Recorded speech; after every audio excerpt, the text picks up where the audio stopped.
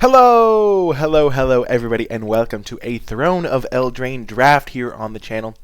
Now, before I dive in, I do want to remind you that if you enjoy this video, remember to hit that thumbs up button. If the video gets to 100 thumbs up, which seems like a large number, but last time we kind of crushed it. So if the video gets to 100 thumbs up, I will post another video tomorrow. So be sure to hit that thumbs up button to not only support the channel, but also get access to more content in the process. Remember to hit that subscribe button to join our community here on YouTube, and click that bell so you don't miss any future videos.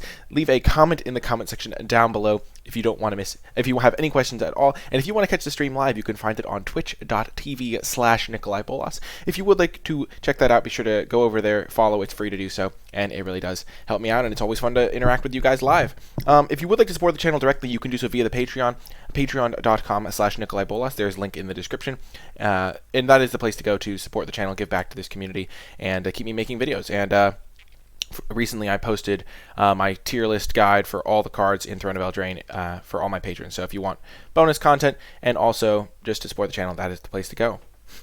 Thank you so much, Sage of Foods. I really work hard on the intros. I mean, I've got it down to a science at this point. Let's just dive in, though, everybody. We all know what we're here for. We're here for draft.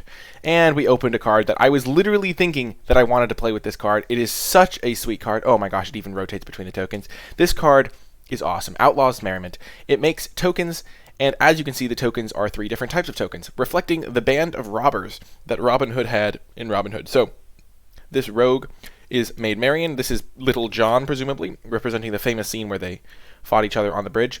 And actually, maybe he fought Friar Tuck on the bridge. And then there's Friar Tuck, of course, who is the 2/1 cleric. So Outlaws Merriment is a very powerful card, just making an extra creature that is actually kind of like worth a card. Like, you would pay like 2 mana for these effects a lot of the time, and so if you even have this for 3 mana, three turns, you get like value out of it, and a lot of the time you're going to be able to stall the game, get a lot more value out of it than just 3 tokens. So I think that Outlaws Merriment is going to be a slam dunk pick, first pick out of any pack, and then you're really going to try and draft red-white. Now, you're not always going to get there, so sometimes it's going to feel bad that you have to get rid of it, but Outlaws Merriment is very good.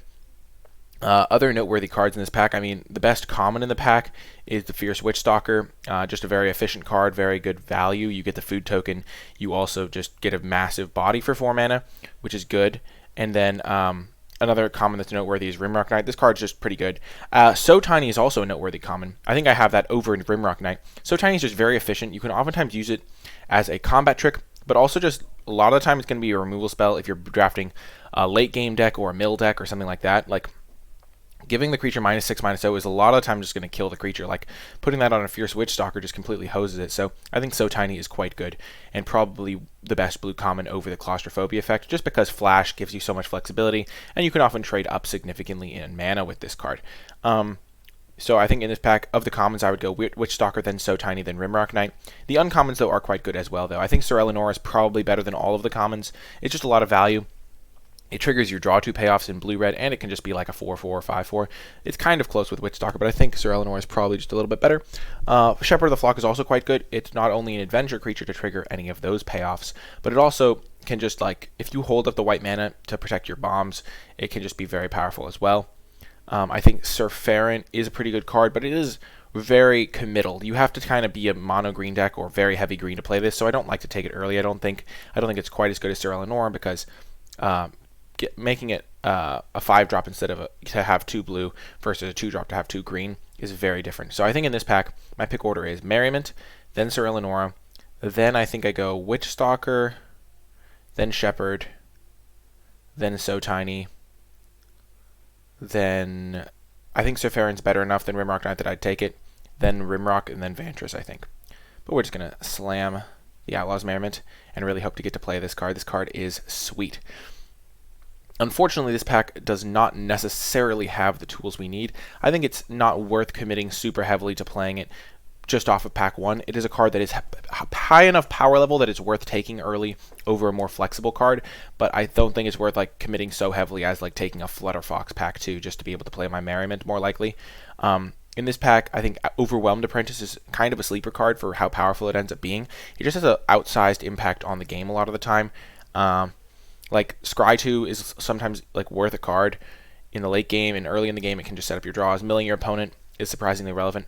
There's also a Merfolk Secret Keeper, but I kind of been drafting Mill a lot, and so I think I'm going to maybe try to steer clear of that a tiny bit, just because it gets repetitive after a while. But there's definitely a universe where I think the Secret Keeper probably wheels, so you could just set up a situation where you go, okay, there may be better options in the pack, but I'm pretty sure I'm going to wheel this Secret Keeper, so I could just take Apprentice, wheel Secret Keeper, and have a solid foundation for a mill deck. That being said, I still kind of want to play this card, so we'll see where I end up here. The Sorcerer's Spyglass, not really a playable card in Limited.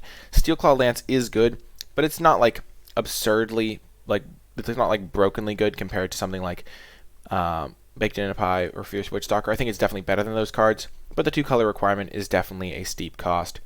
I'm actually kind of struggling with this pick. I don't really just want to take a Flutterfox. I do like Flutterfox. I think it's the 3rd best white common after Ardenvale Tactician and Trapped in a Tower. But even though I have the Merriment, I don't really just want to commit that early. I think Witchstalker is a pretty good card. I think Baked into a Pie is just a little bit better than Witchstalker. I think Baked into a Pie has just got to be the pick here. I think it's a little bit better than this, and also just a very good card. And I'm not like super committed to anything yet, so we'll just take the Baked into a Pie and see where it leads us. And now there is a Trail of Crumbs, which is a very strong uncommon. Just gets you a ton of value. Like your Baked into a Pie token all of a sudden like is going to draw you a real spell. There's also an Ardenvale Tactician, which does go with this Outlaw's Merriment. And this card is quite powerful as well. And then Drown in a Lock is a card that I don't generally speculate on early, though it could be a card that is in some situations the correct pick just because you are fairly certain that the Secret Keeper is going to wheel, and it does work quite well with Secret Keeper. Turn 1, mill them for 4, and then you just have a card that can kill anything or counter anything. But, this is interesting. So Trail of Crumbs really works well with the Baked into a Pie. Ardenvale Tactician works well with the Outlaws and Merriment. And then Drown into a Lock works well if we go into a blue-black kind of millie deck. Though the blue-black decks tend to be very heavy blue, so you might not want Baked into a Pies as much in that type of deck, but you'd still definitely play them for sure. This is a really tricky pick, because I think the best card objectively from a power level standpoint is Trail of Crumbs, and it does work with our Baked into a Pie. But our best card that we already have is the Outlaw's Merriment, which works well with the Ardenvale Tactician. Oh my gosh. This is so tricky. So tricky. I think that I'm going to take... So if I take the Tactician, then I can use this in a white-black deck, or I can use this in my white-red deck.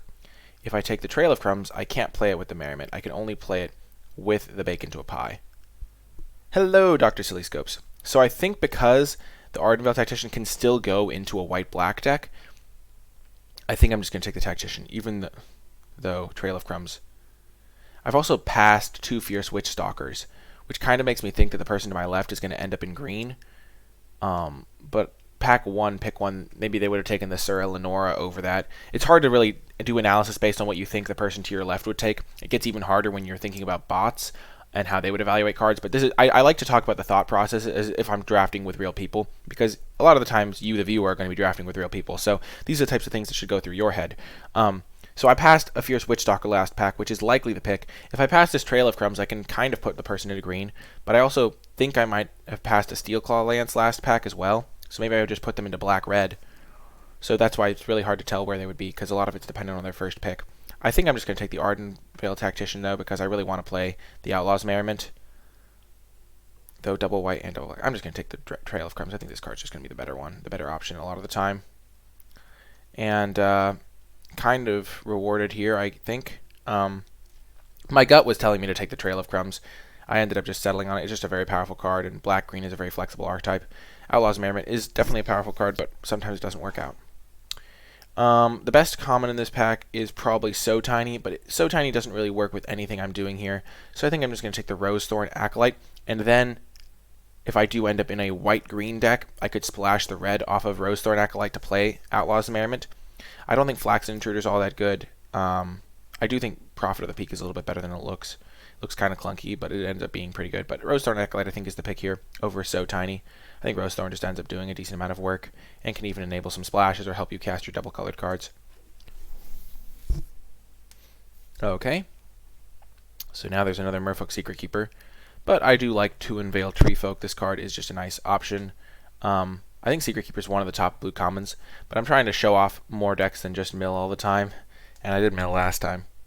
And I know that's not necessarily a huge reason, but I also think that in a bot system, it's easy to just abuse the thing that's always open, but it's also more useful to everybody else if I do other things. Oh my gosh, yeah, the bot's going to be super happy, more timer. I don't think I could justify taking the Steel Claw Lances, but I wish I had 2 Steel Claw Lances. And I don't think Joust is all that good. Joust is like very medium, but it does work really well with Steel Claw Lance. I think we're just going to take the 2 Unveiled Treefolk, stick to green, and then see which other direction we can go. If we can end up in a green-white deck, then we can even splash red, probably with the Rose Thorn, if we can get a second one. So yeah, 2 Unveil is a card I've been very impressed with. Whoo! Oh my goodness. Oh, this is such an interesting pick. Such an interesting pick. So, the consideration is Lucky Clover, the one that like really got me like thinking really excitedly. So Lucky Clover works really well with Rose Thorn Acolyte because then the adventure half of this actually generates mana, and then 2 Unveiled Treefolk putting 4 counters on a creature is super good. You can actually do the counters on different creatures. And then if I end up in a green-white deck, which works really well with Lucky Clover, I can then splash the Outlaw's Merriment. Golden Egg is another consideration just because this card is really, really powerful. Like, it's secretly powerful. Like, it doesn't look objectively good. Like, just 2 mana, and then it can fix your mana a little bit. It can gain you some life. But this card really does help you splash, helps you splash things like Outlaws. I think Lucky Clover is just so much higher power level, though, that I have to take it. And we can follow that up with maybe a Fell the Pheasant. I'm not a fan of Tall as a Beanstalk. It just really doesn't work out the way you want it to. We're not going to be a heavy white deck. It looks like we're more into a heavy green deck. And Fell the Pheasant can be a fine main deckable card in certain situations, depending on if your deck lacks removal. I don't think we're going to move into a black deck. There is a small chance we end up in a green-red deck, but I don't think so. And Joust isn't really a green-red card. It's more of a Mardu colors card. We'll just take the Fell the Pheasant. And now Curious Pair is actually deceptively good. This card 1/3 lines up really well with the format a lot of the time, and making another food for Trail of Crumbs is really nice as well. So I'm actually pretty happy to get the Curious Pair here. I think it's a deceptively good common. Okay, and now Shepherd of the Flock wheeling is fantastic news. We'll definitely take that over Bartered Cow and over this Jousting Dummy.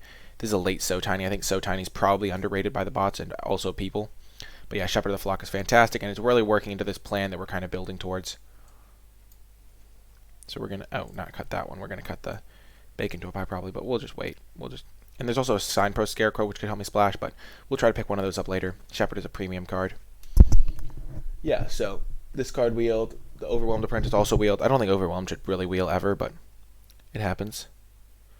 We can pick up the Bartered Cow. Works with our Trail of Crumbs a little bit.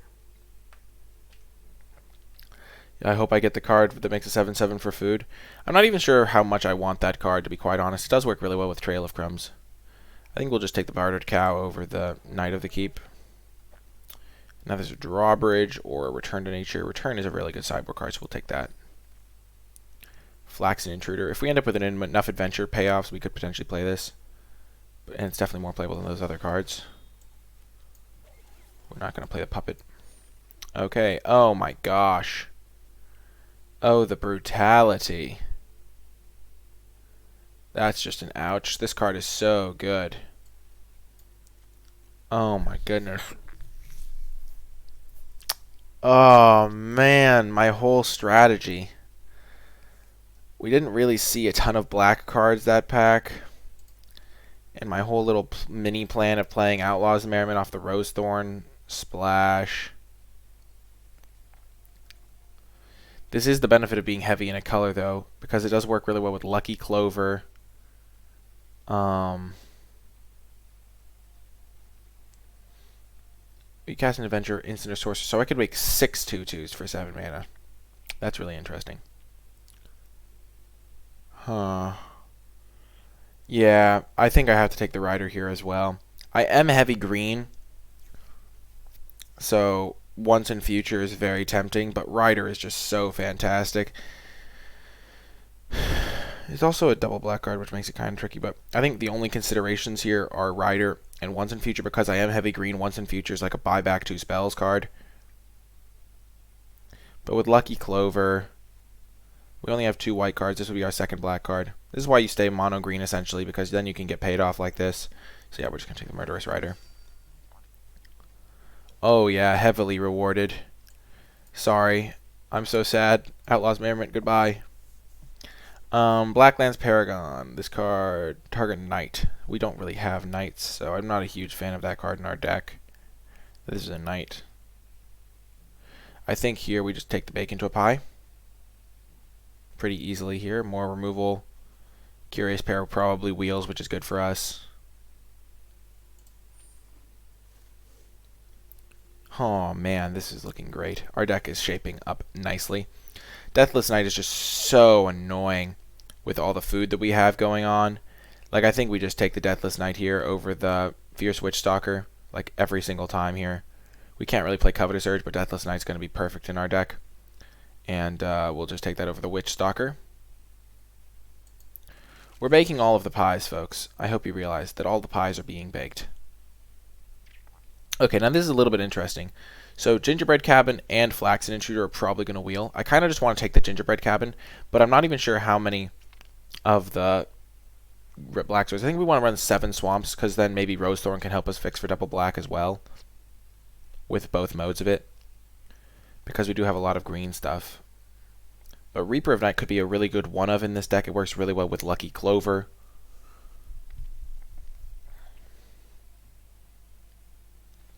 Gingerbread Cabin is also quite nice. I'm just not sure how many forests I'm going to be able to play for my Gingerbread Cabin. I think Flaxen's not even a consideration. We don't want more than one of that card. We kind of already have the Expensive Adventure kind of covered. Golgari broken. I don't think it's broken. We just have a really good deck. The colors are really open for us right now. I don't think we're going to take the cabin. We could take a Giant Skewer, but I don't think we have quite enough like creatures to make that good really right now. This card's like okay, but I'm not really a huge fan. It's very clunky, and our deck's already kind of clunky. I think I kind of just want to take Reaper of Night. I'm going to run 18 lands in this deck almost definitely, so yeah, we'll just take the Reaper. Well, there's a Revenge of Ravens. This is the perfect opportunity to try it out. For sure, not too many double green cards. I'm just trying to think about if I can play the Gingerbread Cabin. I think we'll just take this over the 2 Unveiled Treefolk. Revenge of Ravens is just really irritating. It's going to really help us stabilize, and we kind of have a great late game. We have a lot of expensive cards, a lot of little value engines we can make. I do like 2 Unveiled Treefolk, but I really want to try this card out. People have been telling me it's great, and even though I got one last pick the other day, I'm not going to rely on that happening, so I'll just take it. Try it out. And now there is a Tempting Witch, which can be a nice way to win in a board stall when you have a lot of food. But I also like Garenbrig Paladin a good amount. We kind of just have very medium mana requirements though, so I think we'll just take the Tempting Witch, try it out, and also Garenbrig's probably a little bit too hard on the mana. Insatiable Appetite's fine. We'll just take it. Another Curious Pair. Really happy to get that. Definitely better than Tempting Witch. Wow, I can't believe Once and Future came back. This card is so good. You can just buy back 2 bacon to pies if you want. So we're definitely taking this over Gingerbread Cabin. And we are going to probably be able to cast this in the late game, because we're going to have him in probably like a 9-8 mana base. No, 10-8 mana base maybe. Or like 9-9 mana base. So Once and Future should be on relatively often in the late game especially. Another Curious Pair, nice. 2 Unveiled Treefolk came back? What? Well, this card is fantastic. I'm definitely taking it over Giant Skewer. I think we already have enough really clunky things and really powerful things in the late game, like the 2 Unveils, so getting another 2 Unveils is just really good for me. And now Gingerbread Cabin over Giant Skewer. Giant Skewer is just not a card I'm super happy to have right now. Like, sure, it makes my Curious Pair relatively okay. Like, it makes it more of a relevant card. But I don't think Forever Young is really good. I think Forever Young is like very mediocre and not a card I'm happy to play. We had to have so many value engines. We have this guy to win board stalls. We have like Lucky Clover shenanigans.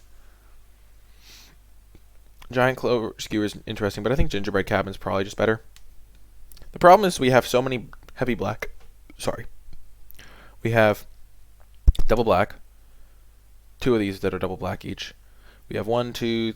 This is like, these make me want to be heavy green.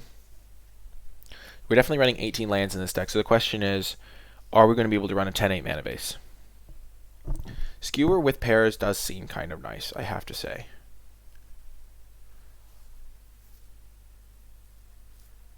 But so does like 2 Unveil Tree Folk. Like I kind of have Tree Folk that is in a similar role.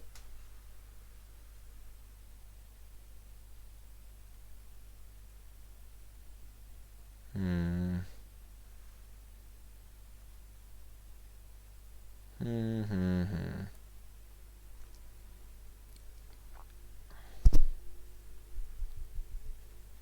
This is a really tricky pick for pick 12 in pack 2. I could really just want to take the Gingerbread Cabin.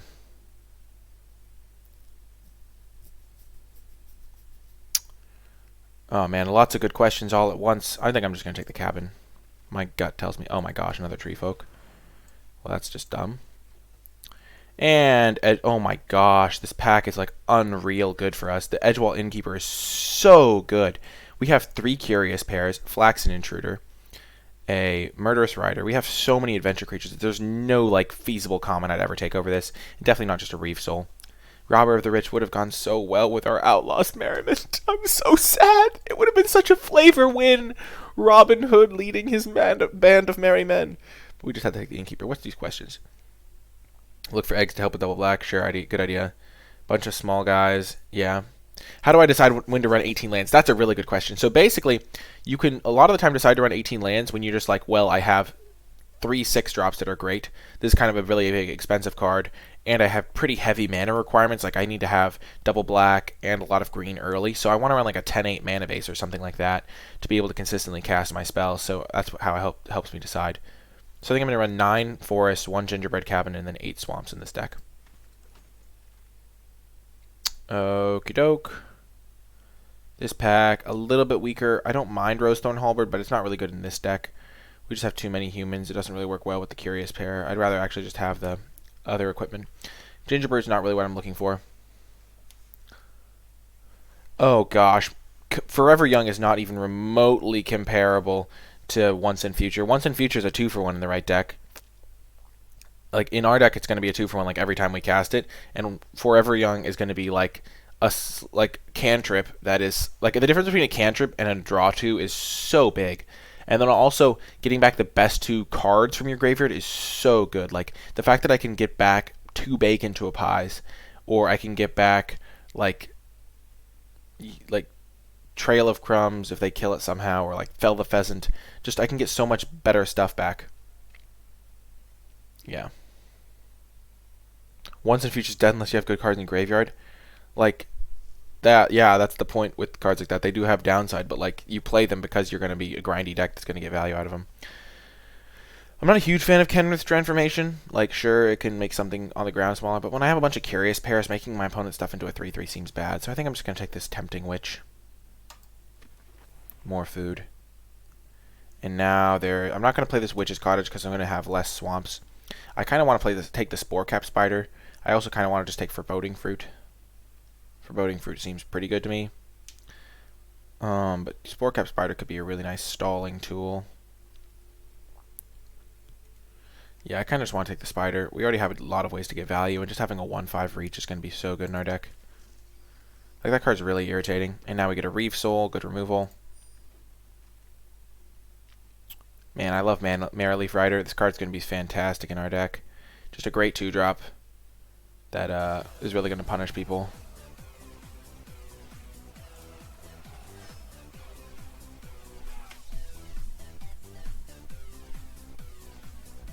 Thank you so much, Dr. Silly Scopes, for the follow. I really do appreciate it. Here, I think it's between Malevolent Noble and Foreboding Fruit, and we'll just have to kind of check. There's also a Cauldron Familiar, which I don't love playing unless I have a Witch's Cauldron to sacrifice it.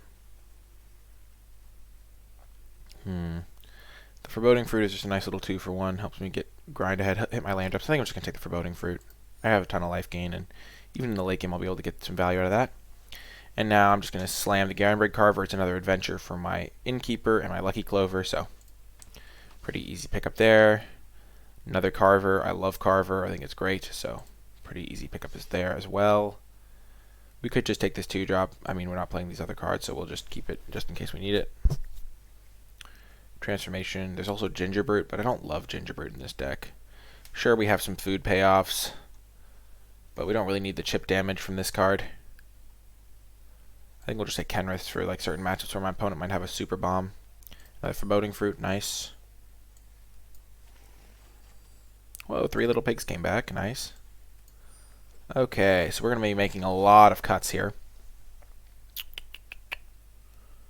Okay. So we have 47 cards here so far.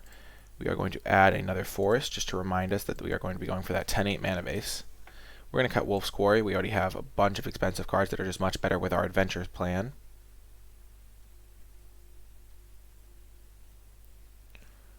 We will cut Fell the Pheasant now that we have this Spore Cap Spider. We're going to cut Insatiable Appetite. We don't really need that effect. Flaxen Intruders, probably not necessary. It is really sweet to copy with Lucky Clover and to cast with Innkeeper to just draw a card. But we have better things, I think. Merrily Fright is going to be interesting as a lure. I don't think we want multiple Tempting Witches. Probably only want the one. I really like this ramp in our deck. It's going to be good. Carver is interesting. We probably don't want multiple Carvers, because we aren't really pressuring the opponent. Like, Carver's much better when you're attacking with it to get the value. But I think one is probably still good. Then maybe 2 Unveiled Treefolk is just better. Carver is a good card, though. I like Carver. Works well with our Edgewall Innkeeper as well. I don't think we'll need Flaxen. It's just so bad in the draws where we don't have Innkeeper or Clover. I'd honestly play Carver over it, probably. This card works really well with both of our payoffs. I like Merrily Rider a good amount. I think we'll maybe cut 1 Foreboding Fruit.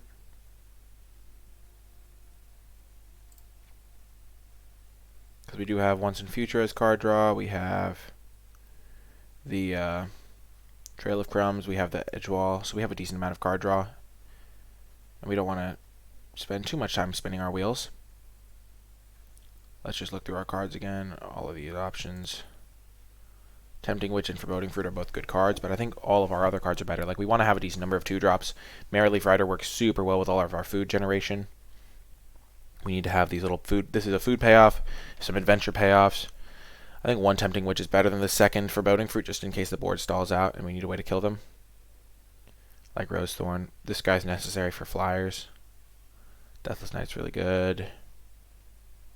We could maybe cut 1 2 Unveiled Treefolk, but I like having all this top end. It just makes me feel like real safe and fuzzy. How many creatures do we have in this deck? We have 14 creatures. Maybe we can cut 1 2 Unveiled. 3 is maybe too many. And then we can run the 2nd Foreboding Fruit. Oh, the chat comment hides my deck amount.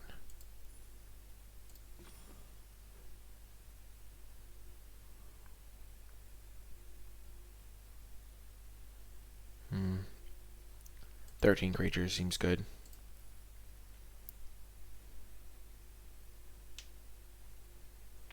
Yeah, this seems like a reasonable build. We have a decent number of expensive things, some good value, and a lot of powerful tools. So that is going to do it for the deck build, and I hope you stay with me to watch the matches.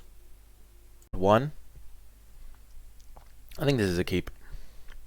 We don't have any of our engines, but we have good defensive tools, and our deck uses its lands really well. We're not going to get run over with this hand, which is something I worry about.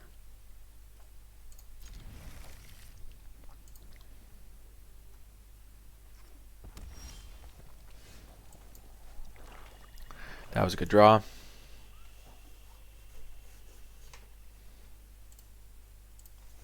We shall greet our opponent. Wait, does my fox go and talk to him when I emote? Oh my gosh, the fox does. It howls.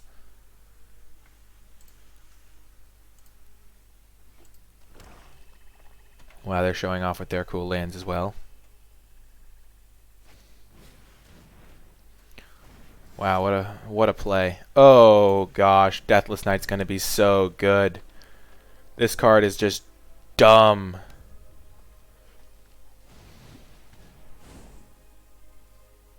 Hello, Switten the Swordmaster. Would you like to meet my good friend? His name is Spore Cap Spider. He has 1 power and 5 toughness.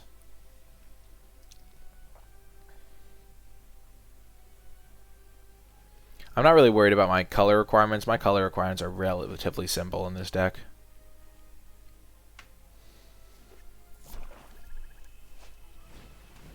Okay. That makes me a little bit sad.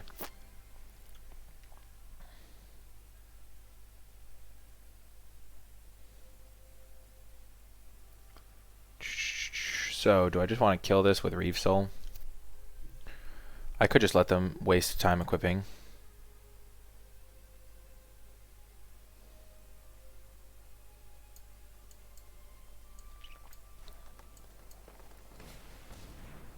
I think I'm fine just playing the Deathless Knight. Don't really want to attack with it though.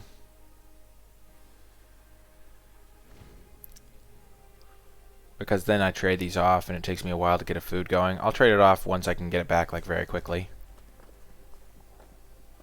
I'm still keeping an eye on Giant Skewer. It might be better than I think it is or something.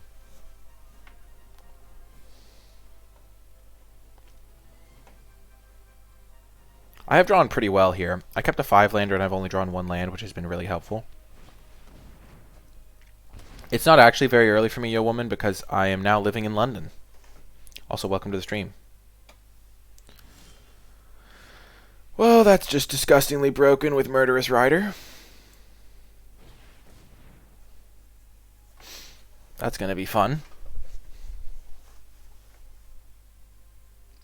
I'm studying abroad this year, Yo Woman 5.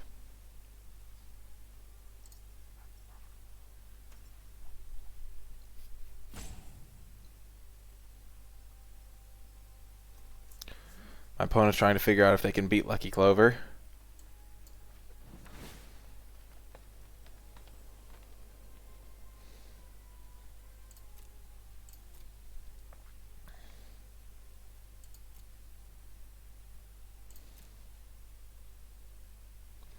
If you're wondering why I don't just fire off this Reeve Soul, it's mostly because there's a lot of cards that I'm more scared of. Like, if they play something like that, it's kind of hard to deal with that can, like, kill my Sporecap Spider.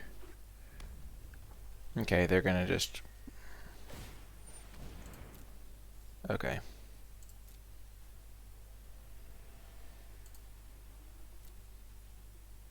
So now, I think... Oh, the mana generation! I kind of just want to cast the Murderous Rider half. I'll lose 4 life, but that's not a big deal.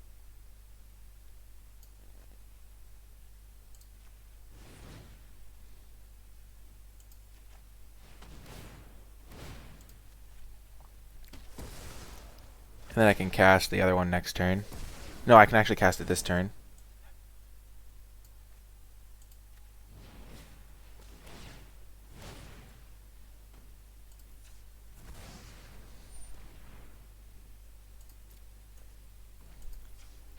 The sickest value. Works so well with my Deathless Knight. That was such a sick turn. London is quite different, but it's really fun. I'm enjoying it. And we have these 2 removal spells. Wow, that was a sweet turn. Not gonna lie, I enjoyed that turn a great deal.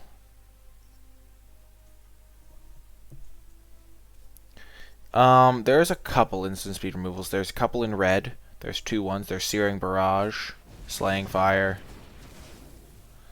Okay, I see how it is, opponent. Hurt my feelings.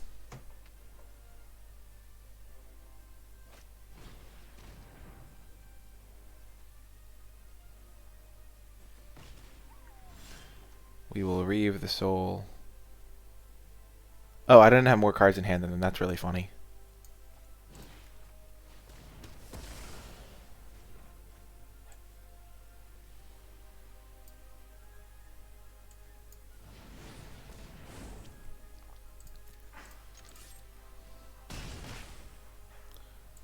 We'll play this just so that we can sack this food if we need to get this guy back. Because then we can cast this plus this next turn.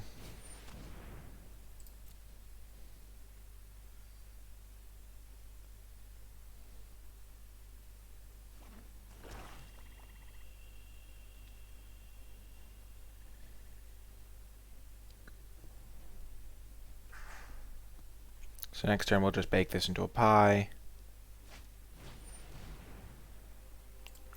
Sure. That's not really going to affect our clock all that much.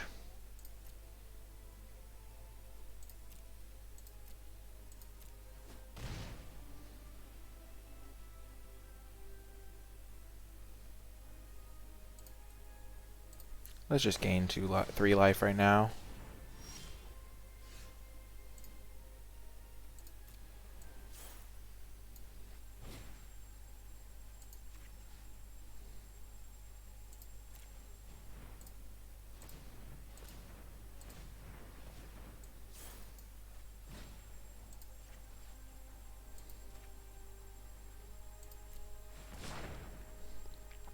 We won't let them know about baking to a pie.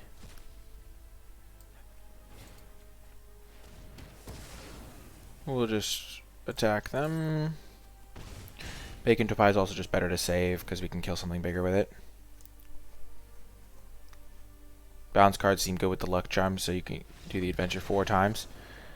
Yes, it ends up working out quite nicely. Yeah, that game was relatively straightforward. I don't know if combat tricks are going to be what I want to have. I definitely don't really want the Fell the Pheasant. Flax Intruder doesn't seem all that great. Return to Nature seems very medium. Carver's interesting.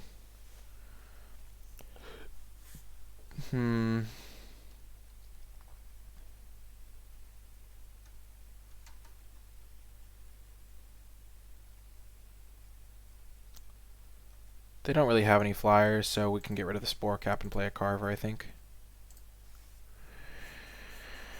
I think in the main deck it's better to have the anti-flyer cards. I mean, I guess black does have a couple flyers. They have Order of Midnight, and then they have the Reaper.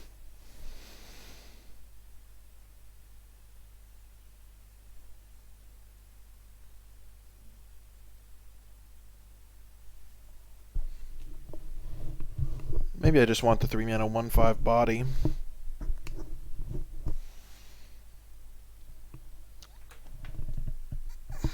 But cards like the Spider get worse against the equipment as well. So I don't really mind taking it out.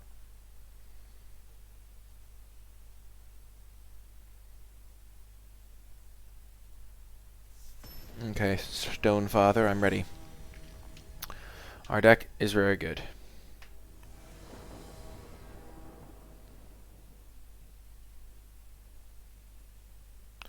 You know what I really appreciate is that they fixed the bug where this one always used to show itself as Vivian, and that was always Teferi or something. We're going to keep this hand. Oh yeah, definitely a strong combination.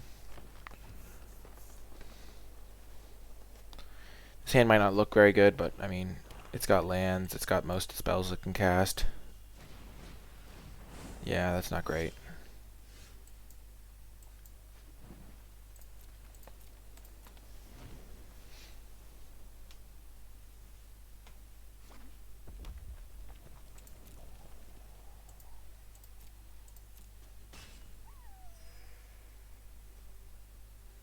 I really wish this was a 1/5 right now.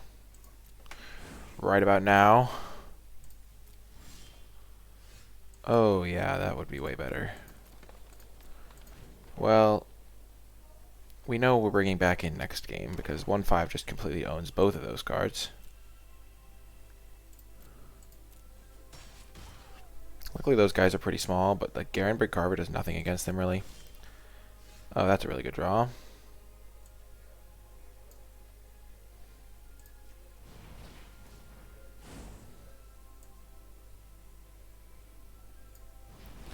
Maybe I should have held up Garenbrig Carver with it, but then I just telegraph Garenbrig Carver.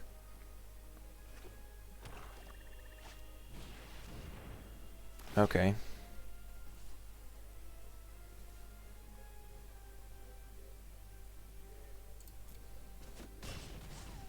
Give me Swamp.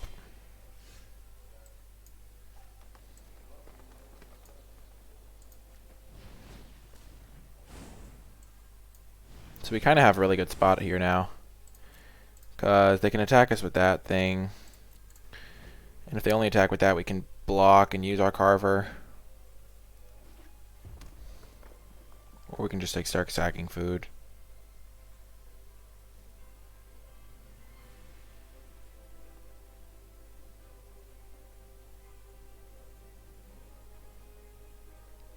I think this is a good matchup for us. Well, that's a bummer.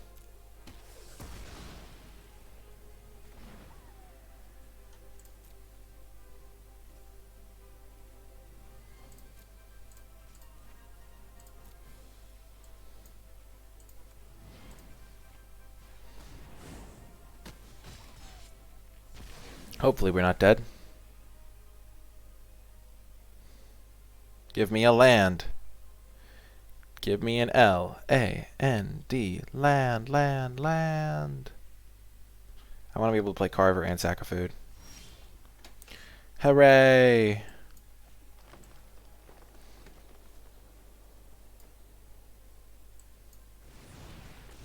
It's not quite the color I would have chosen, but we're doing this now because we don't want them to have like 5 mana, kill a creature, deal 3 to me.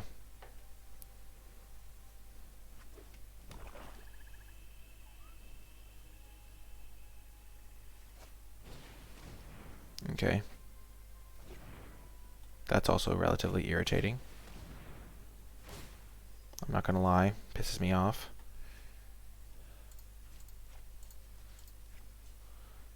So I go to 1 here.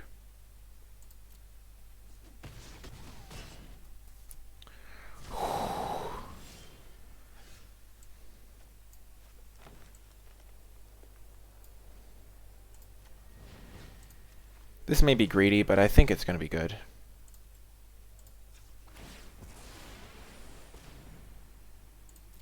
A 3/5 is relatively hard to kill.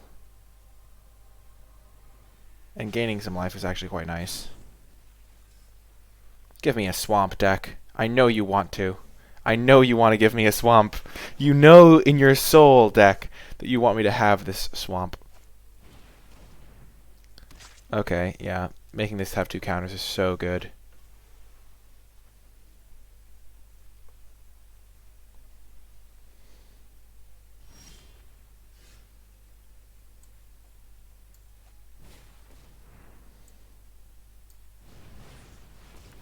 Oh, the value! No, it's another black card!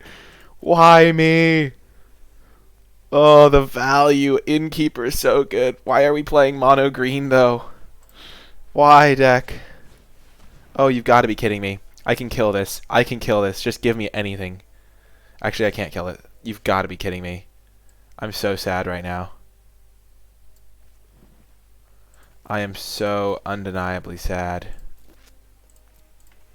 All I need is a swamp, but now they're going to equip it so I can't Reef Soul it.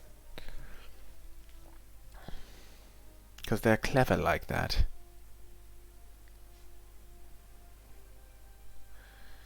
Oh, they're pinging me. Okay.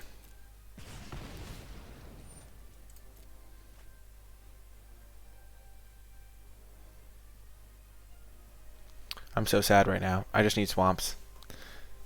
Why me? We kept 3 lands or something.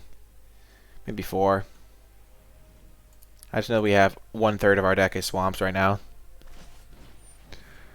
Sure.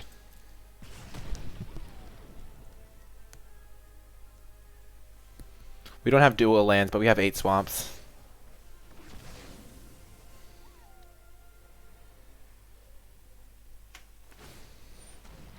Oh, thank goodness they're equipping to that.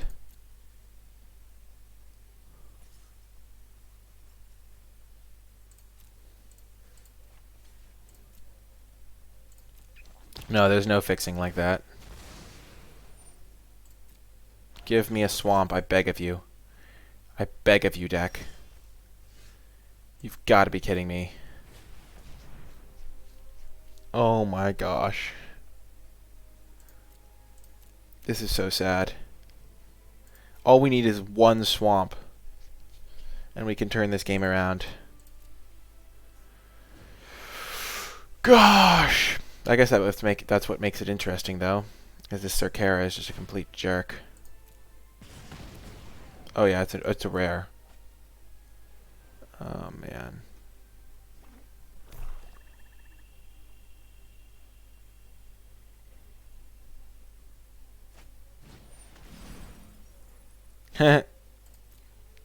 They're clever. They didn't use that on me because they knew I'd realized the food.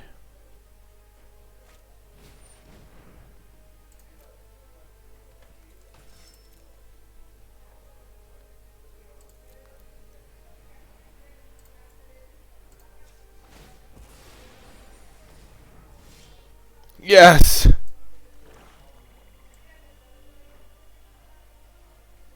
So if they equip this... Yeah, we're not dead. But Circara definitely has to go. I want to draw another swamp now. I know that's a tall order deck, considering how hard it was to get the first swamp.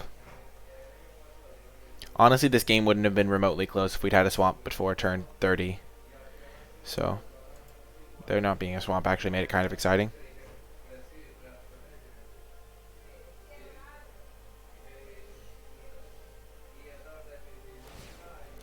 Yeah, we're going to go to 2 life because we're double blocking this.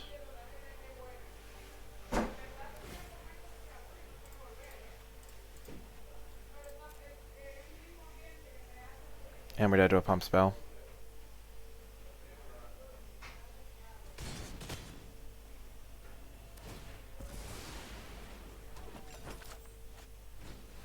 Gosh darn it, give me a swamp. You've got to be kidding me.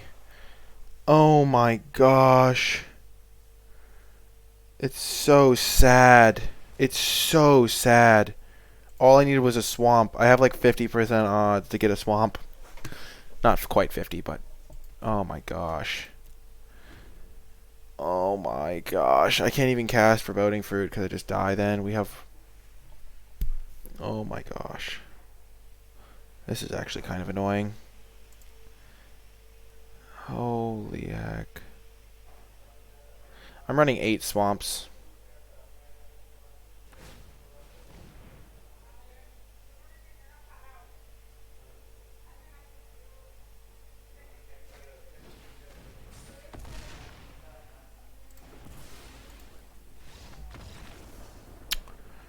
Well, that was dumb. Opponent's probably feeling quite clever. Little did they know. I think the 1/5 probably supposed to come back in. I am running 18 lands. Can break seems really bad. I don't know why I sided that in. I didn't realize how many 2/1s they had.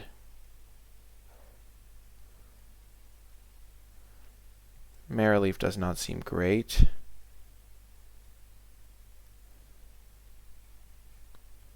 Flaxen could be actually decent here because it does trade with their stuff.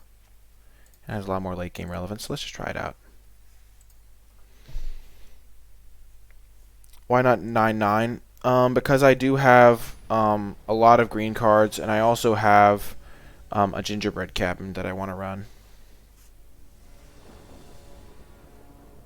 And also most of my cards are green. Like I really want to have early double green for curious pairs and stuff. But we're going to keep this.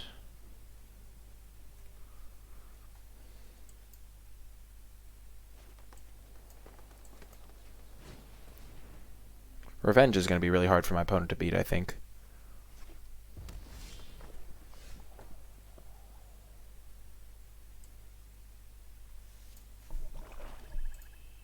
We're going to get greedy here. I think we really want the food because of this Trail of Crumbs. So we're just going to play the Trail of Crumbs here.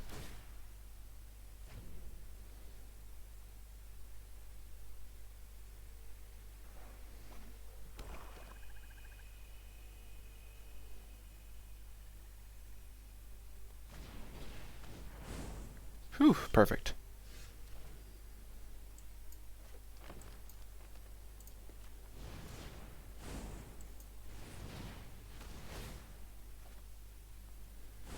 Yeah, this is not going to be close to close, as I like to say. This is the game where we actually have both our colors the entire game, and oh yeah, this is not going to... Like last game, we also had a really garbage start.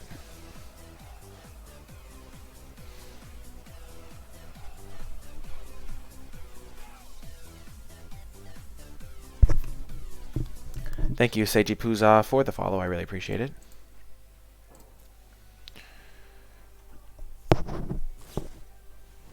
Bizarre. Okay, sure. We already got our 2 for 1 out of that. Sure. Definitely going to get that back at some point. But we're just going to revenge right now. We can get back Innkeeper and Curious Pair.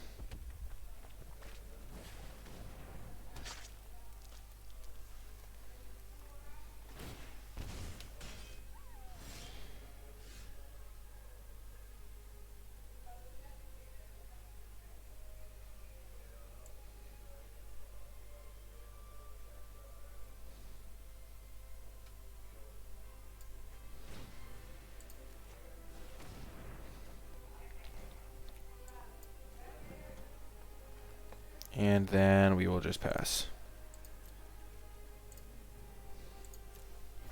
We want to save our Reeve Soul for their Circara.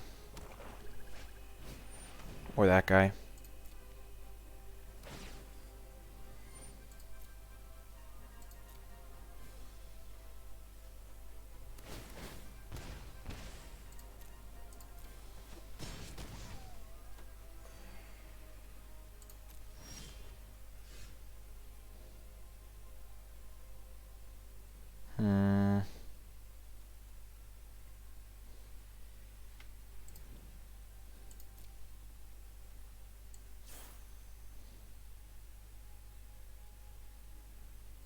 Man, I really do want to save it for Circara, but I don't think I can. Oh, South Africa. Nice.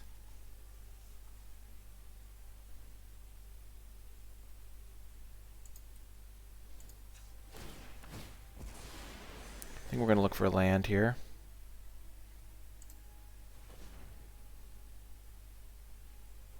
And this goes into the graveyard? No, it goes to the bottom.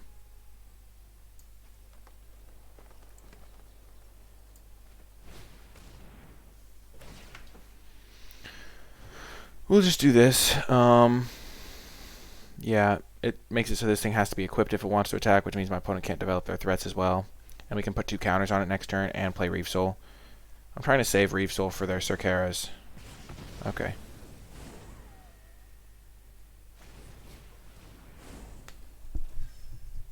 But maybe we can just once in future back.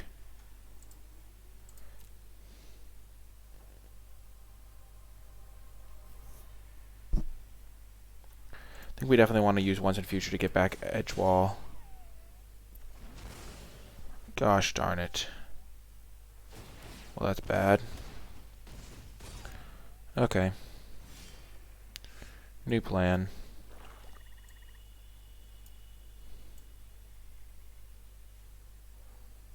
We're just going to do it.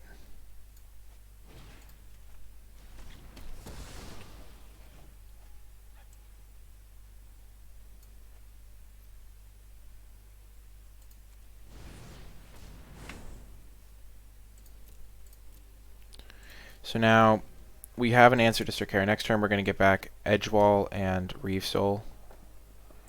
Presumably. Sure.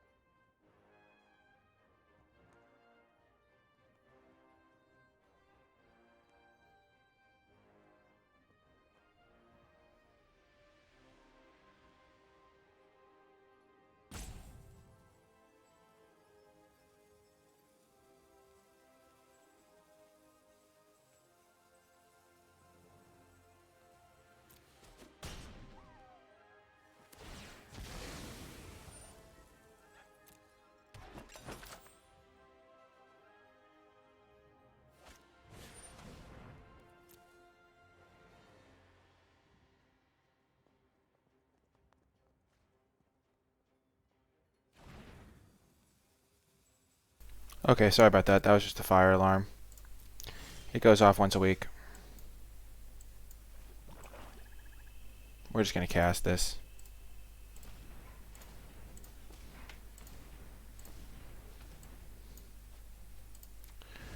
This means they can't attack us next turn. And then we can once in future back our Innkeeper and Reeve Soul.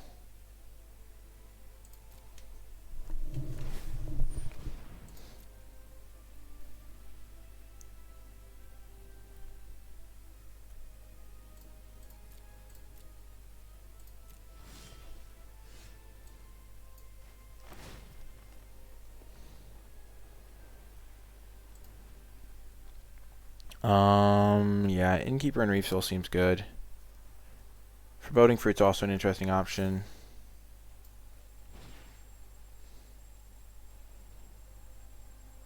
We already kind of have value set up. So maybe we just want Reeve Soul and something that makes a food.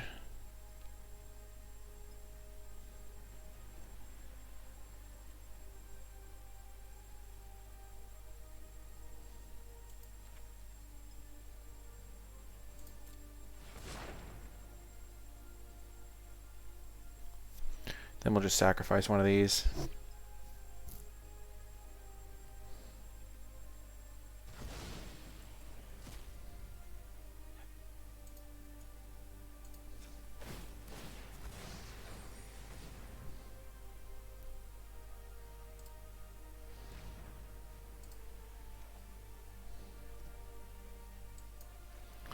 Well, maybe I should have sacked the food first. That was bad. Because then I would have rather gotten Curious Pair, maybe.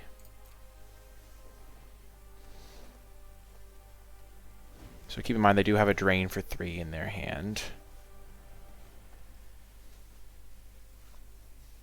But they only get to hit me for 6, which is only 5 because of the revenge.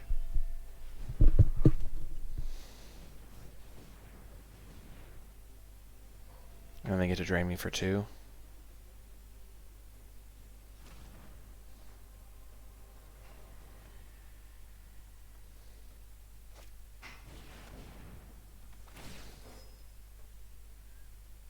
Definitely not blocking.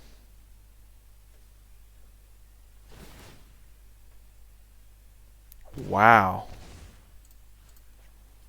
They probably have +2/+2, right?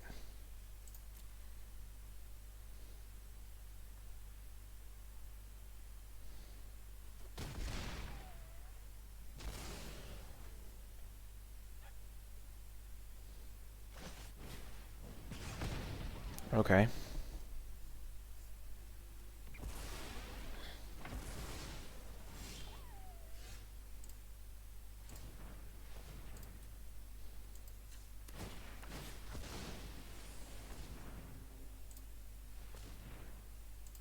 Spider, sure.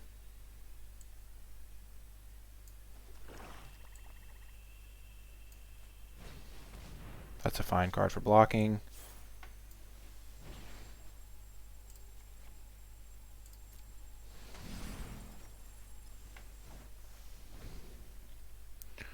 So I have 16 left. I'm very fine here.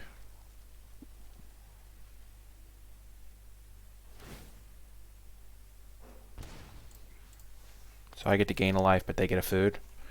That seems like a fair trade right now. Also, yeah, I just need to block. They know I have this, so they're going to just save their Circara most likely.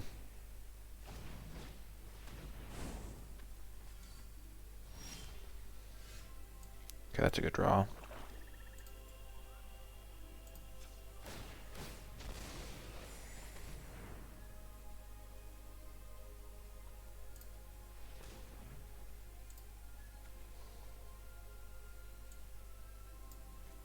So now I get 2 foods. They are at a high life total, but I have a lot of stuff still.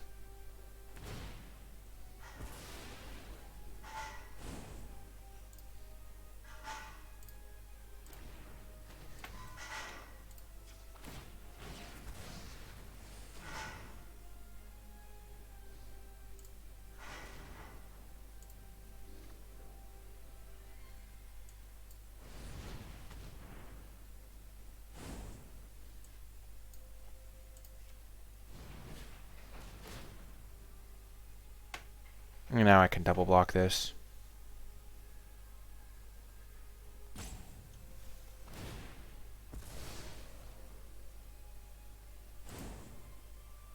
I still have a 2 Unveil left, which is going to make something else massive too, thanks to the Lucky Clover.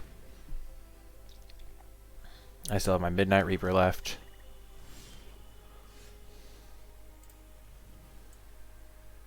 Oh yeah, I still have a lot of stuff.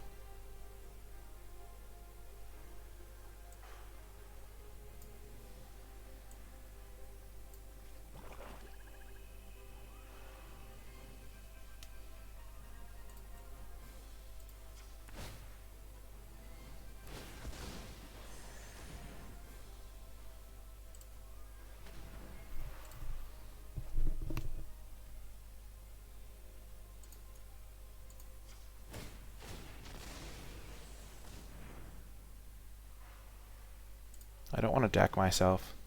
Okay, that's going to be absurd. Okay, so 2 Unveils one of these next 3. 2, 3, 4, 5, 6. So I can't play that this turn.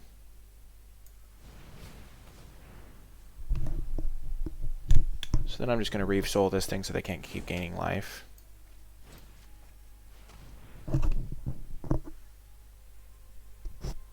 And I'll make 6 2/2s.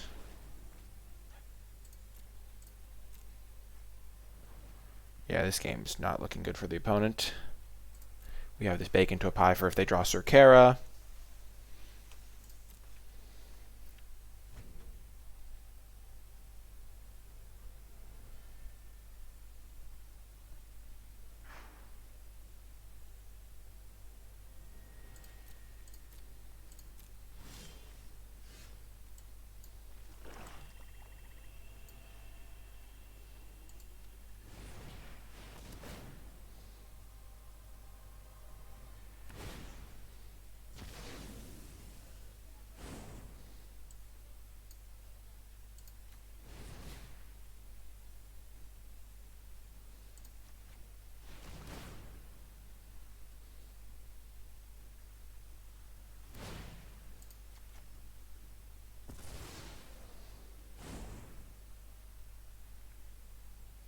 Weird tapping there, but should be fine. We did just add 12, 14, 16 power to the board. No big deal. I should have attacked with my 3/5s. That was bad. Good job, opponent. You did it.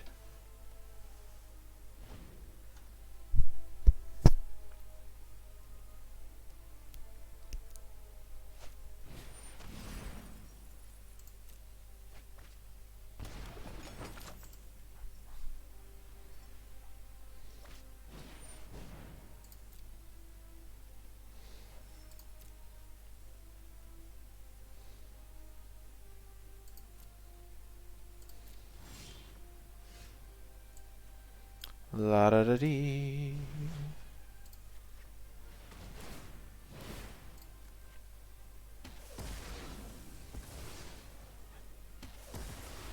Well, that was easy.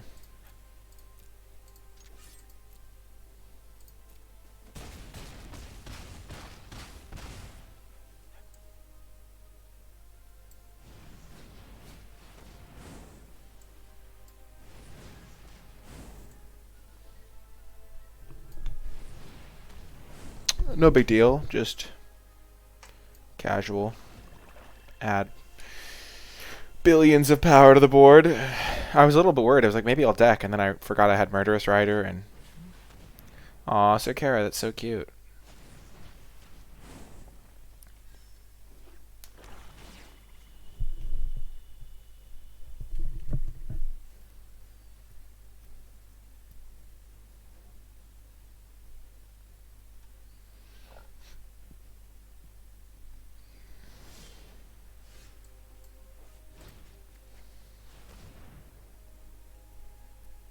I think they were dead anyway, right? Yeah, they can't block everything, and I have 6 bears.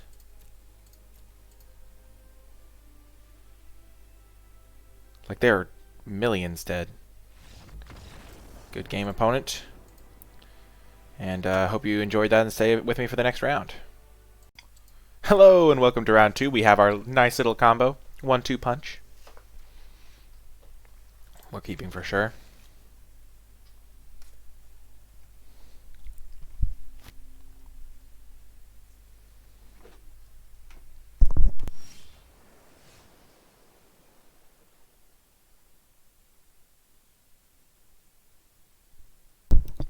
Sorry about that. I realized I shouldn't be eating.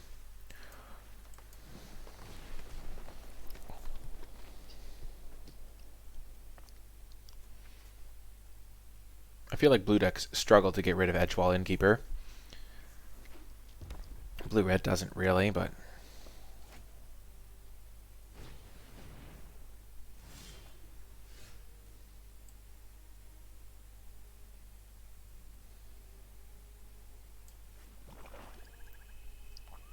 I kind of want to just play Curious Pair, but...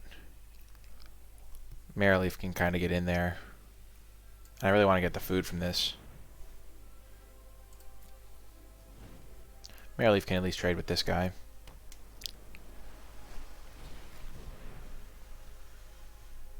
There I go again. I said I wasn't going to eat this bagel, but I have it right here.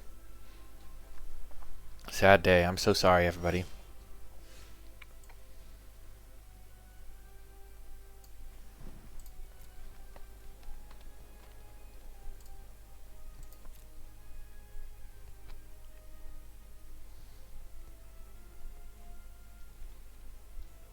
It looks like they have So Tiny. Yeah, I don't really care. Like, sure, you killed it. So Tiny can be way scarier.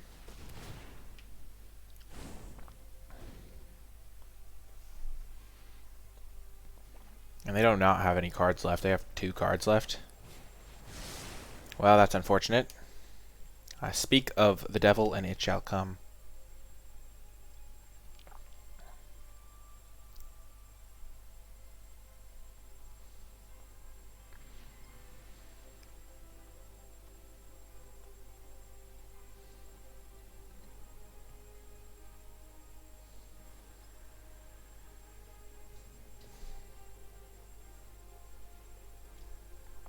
We're going to probably Foreboding Fruit ourselves. And then... like with triple black from the Rose Thorn, and then get a food from Curious Pair maybe. 2 top. Okay, that's not good.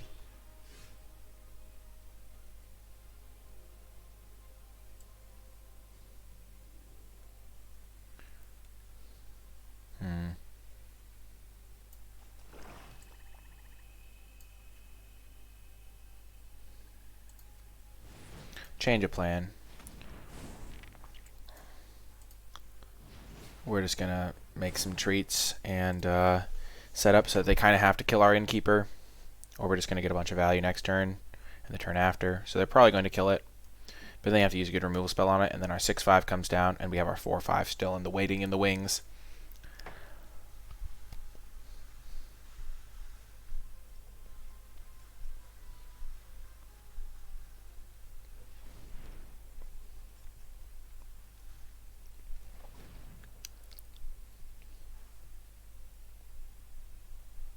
I don't really care if they kill the Innkeeper now. I mean, I really want it to stick around. Oh, the value! Oh, that's so good.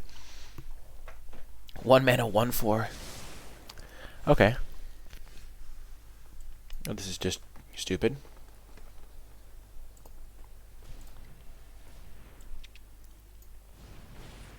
We're going to Curious Pair and bake into a pie this.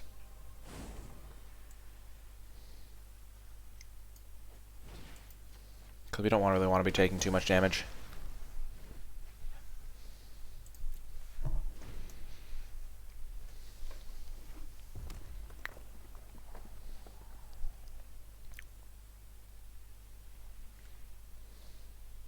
Maybe it's better to just have cast 2 Unveil and taken a hit for 4. I don't know.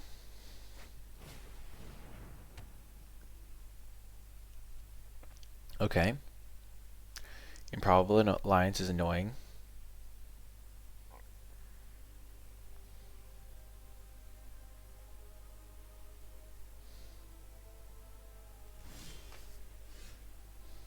They are holding up a counterspell.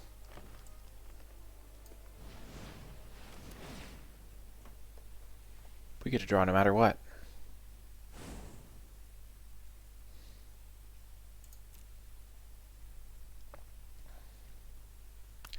The next turn we can start attacking with both of these guys.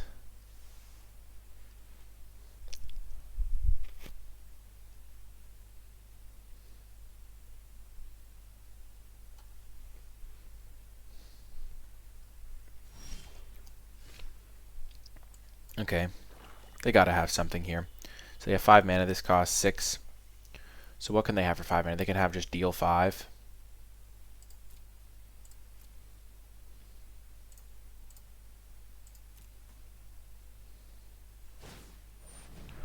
Oh.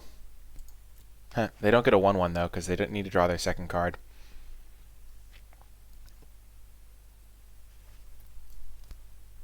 I think they thought they'd get a chump blocker.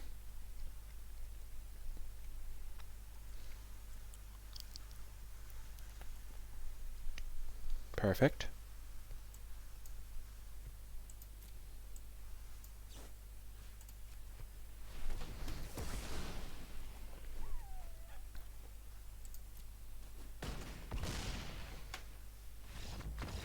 And they have the shame scoop. Yeah, that's not how this card works. That's like the most understandable mistake to make with draw 2 cards, is that you just use them on your opponent's turn. But then it never works that way. Okay, this card seems good. This card seems good. We're definitely bringing that in.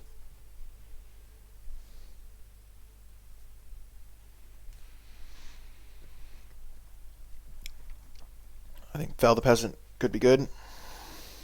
Flaxen has decent potential. Two Unveil has good potential. It's going to be a grindier matchup. What did I bring in? Well, currently I'm planning on bringing in Flaxen, Fel the Pheasant, Return to Nature, and a 2 Unveil Treefolk. And Revenge of Ravens is absurd in this matchup. We're going to get rid of Tempting Witch.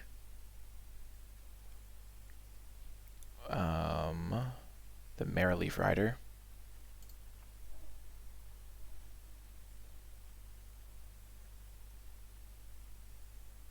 One Foreboding Fruit. And I guess we won't bring in the third 2 Unveil. Clover has been absurd, Seiji Poo. It's been nuts. Is Return to Nature necessary? I think it's really good. I think we really need it. Flaxen is like the one that I'm not sure on. Like, it might be worse than having 2 Unveil or another Foreboding Fruit. The thing I'm thinking is that I might have to go wide to get through the tokens. If they can just make a token every turn.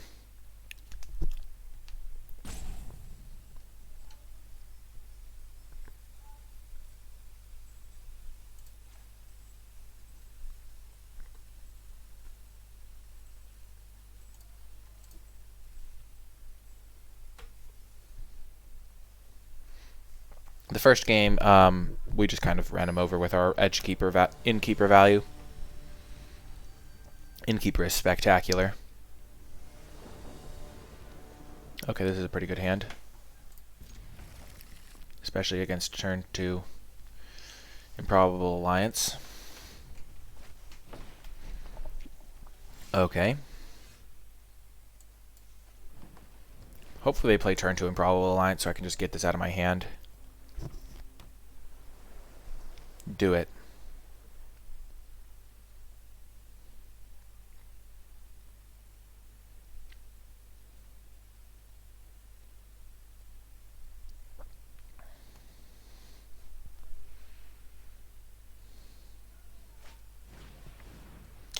Okay, we'll kill that. That also must die. I do not want to get milled out. Thank you very much.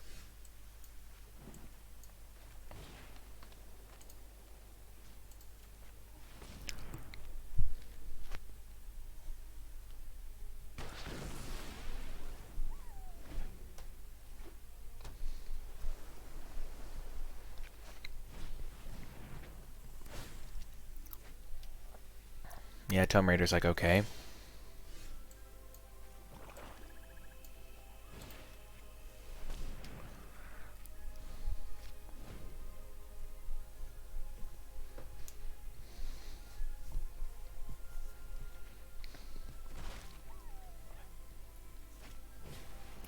Ah, Brimstone. We must be close. That's such an iconic line from Shrek.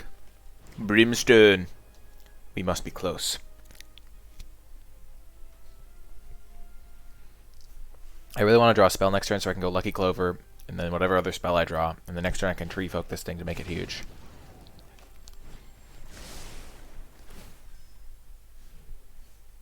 This is a knight? What the heck?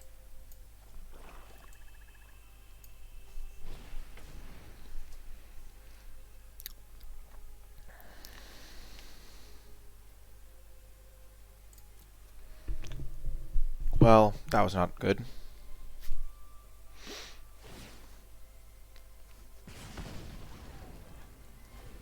Brimstone. We're getting close.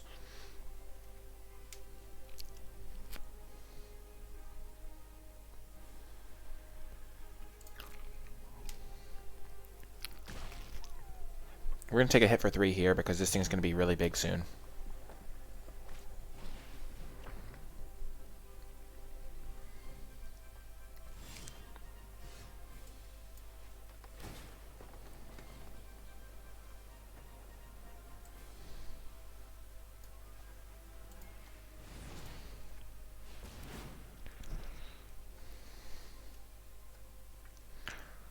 This is going to be a 5/9.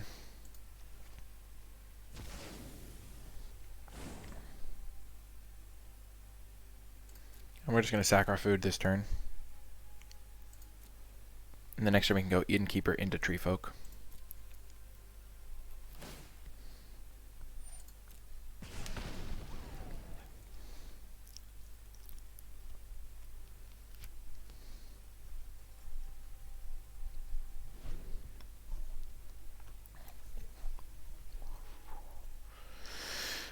Oh man, I'm really worried about my life total. What I would love is Curious Twins. That would be ideal. Super good with my Innkeeper. My Spore Cap can now protect me.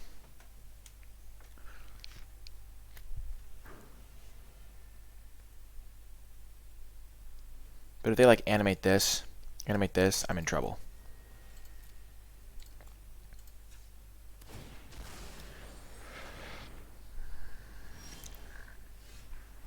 Well, that's nice.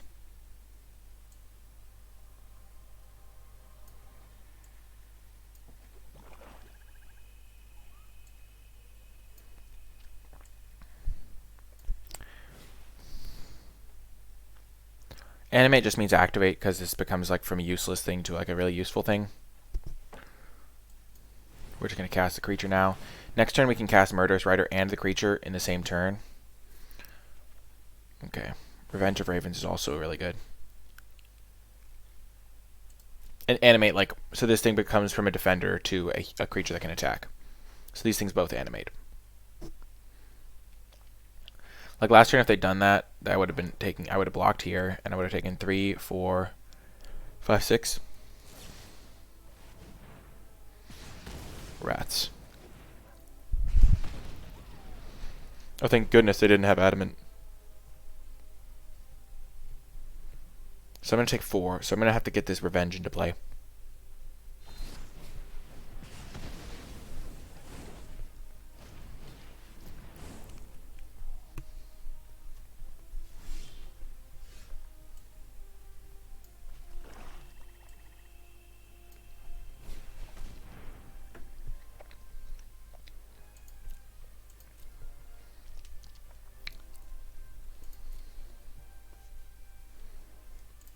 I'm in trouble. There's trouble in River City, boys and girls.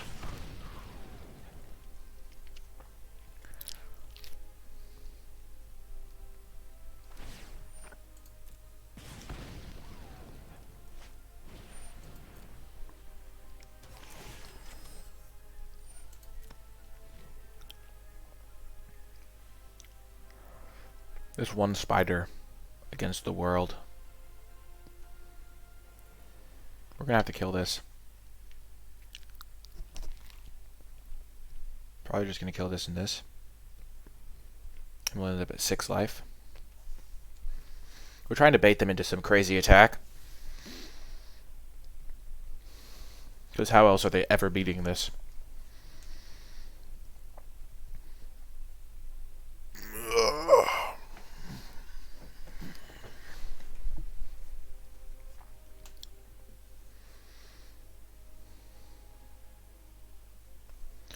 Like, we aren't even going to target this king because it can't get through our revenge. And we take 2 damage if we target it.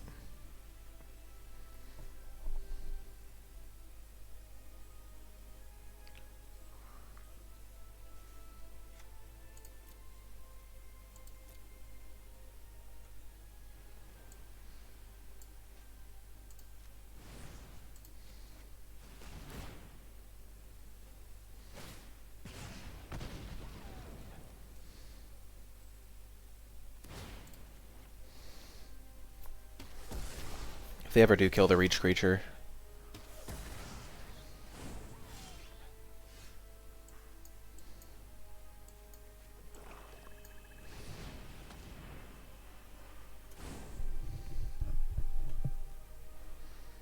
Okay, Trail of Crumbs, I need you.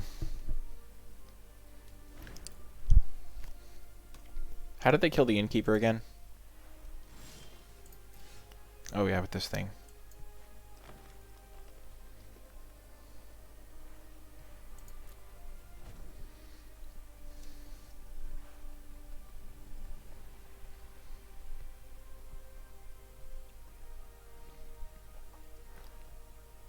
They're going to struggle to win this game, I think.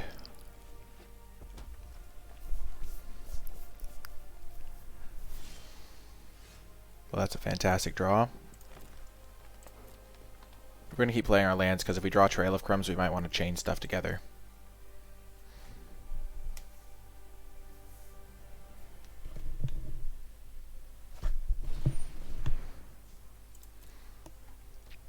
Sure.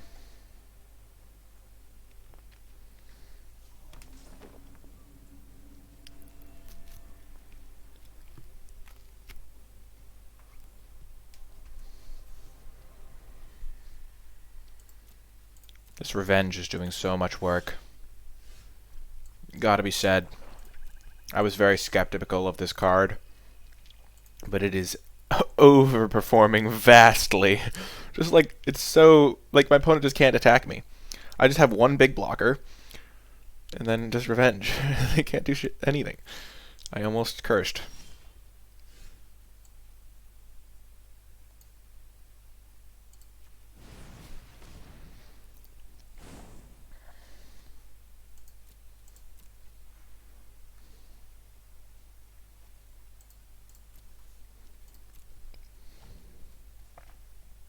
Lucky Clover.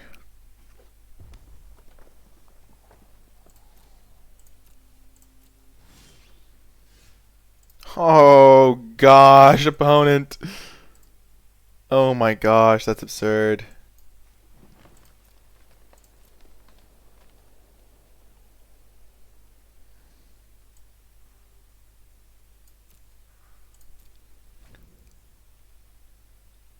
Multiples from sideboard in constructed.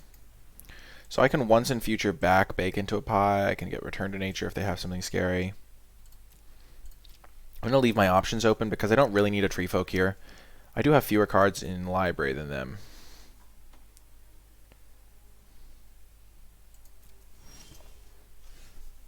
Okay.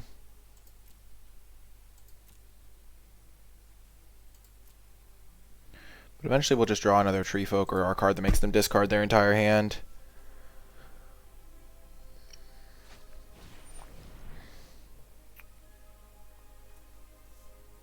Sad day.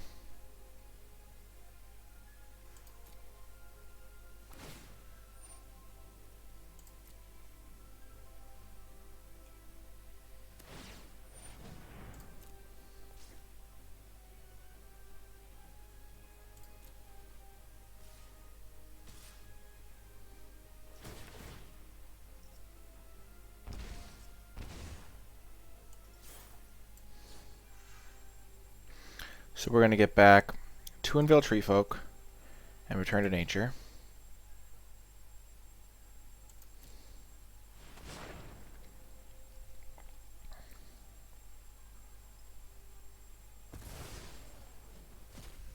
So we'll take 4.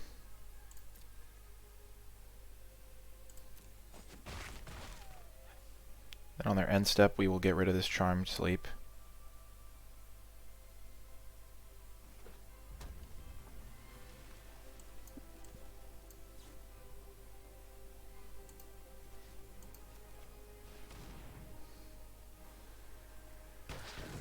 Then we're going to 2 Inville Treefolk up our Murderous Rider.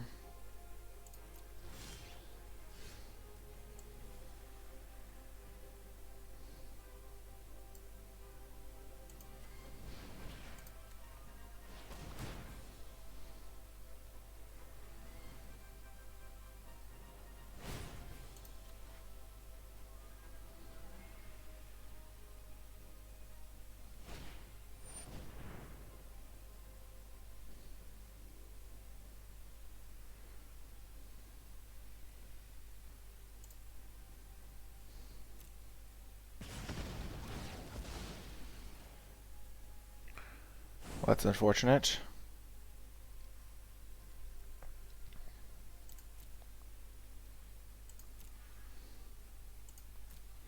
So we have 6 mana up, yeah, even if we play this, so that will be fine.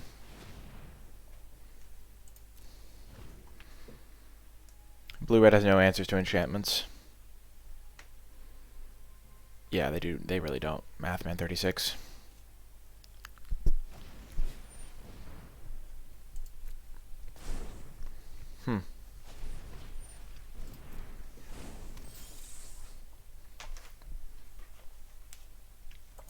I think we're just going to kill the banner.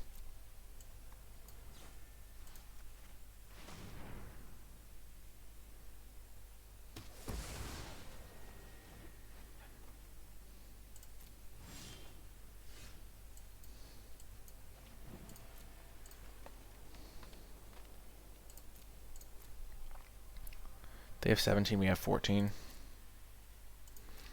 I guess we could just start attacking with the Deathless Knight. It does help us out a bit. Yeah, I think we'll do that.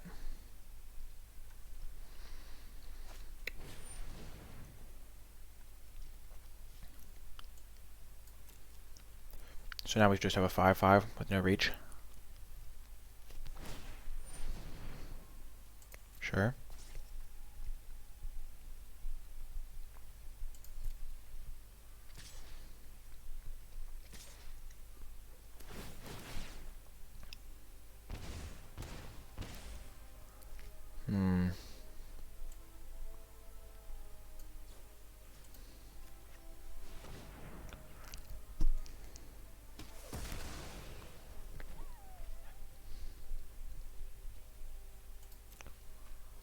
I don't know why they attacked with that.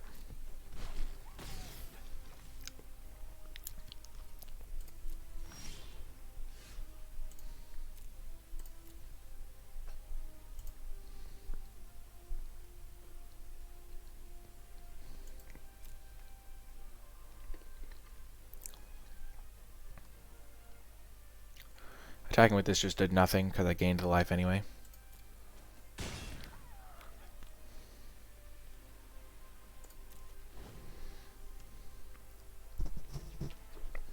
Unfortunately, we've whiffed incredibly hard this game. Sure, we got those 2 bacon up highs, but we haven't drawn anything for like 10 turns. Well, that's what it feels like.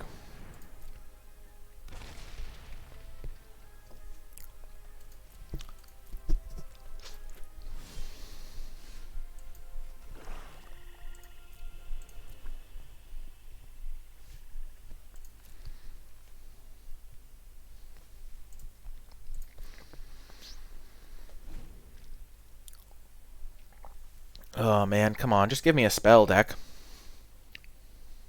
So we have 14, 15, 16. So we only have 2 lands left in our deck. So we should draw spells soon. Yeah, that card's useless.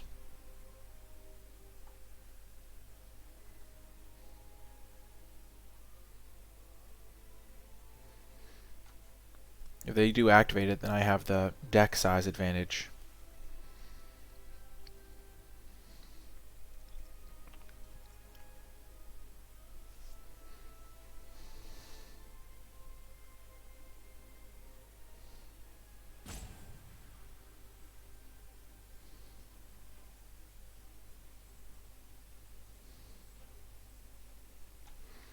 If I were them, I would probably be attacking with the animating fairy. Actually, never mind. I have food. That makes attacking so bad.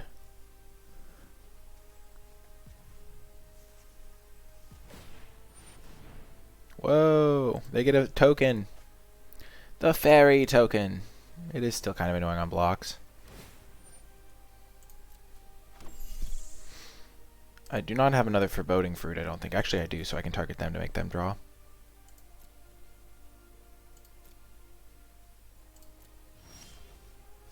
Ho ho ho ho! I create double the food.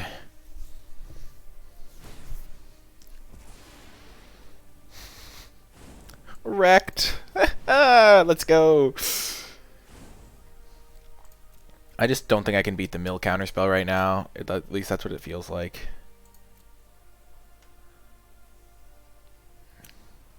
I kind of wish I had the Goldilocks at this point, not gonna lie. Oh right, I have Murderous Rider in my deck. That's gonna be great. Oh ho ho! Who has the deck size advantage now, mate? Oh yes, it's even. It's all tied up.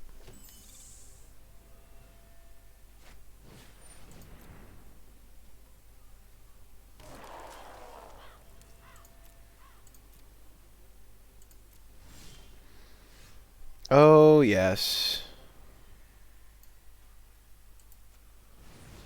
So we need to make something massive. So we can make this into a... I think we want to hold this guy back on defense. Because otherwise it'll be a 6-8. Yeah, let's just make this thing huge.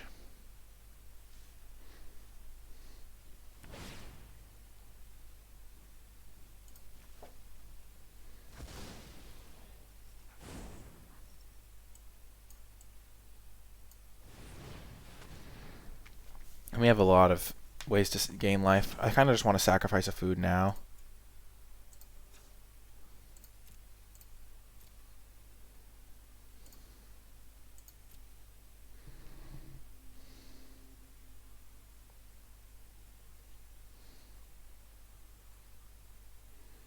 Sure, we'll just start chipping through. They do have a lot of jump blockers, I will say. We are going to sacrifice a couple foods here.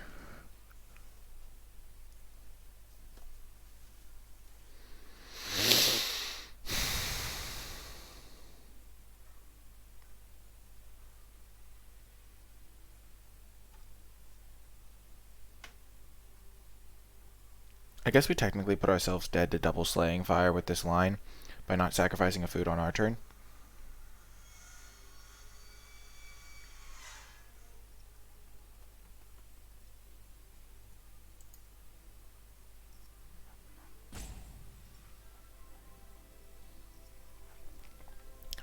This is officially the biggest frog of all time.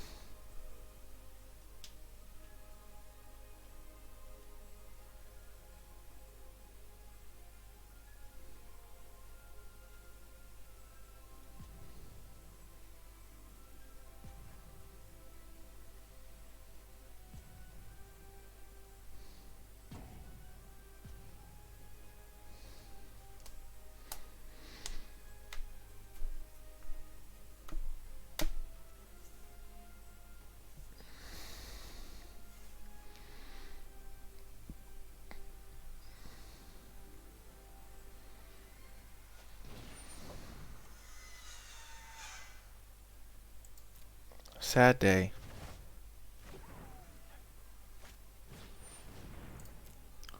Well, now we're definitely winning the deck war, so we don't even need to attack them anymore. Because the problem is I forgot whether I took out a foreboding fruit. Like, I think we kept it in. Because we have another foreboding fruit we didn't need to attack also.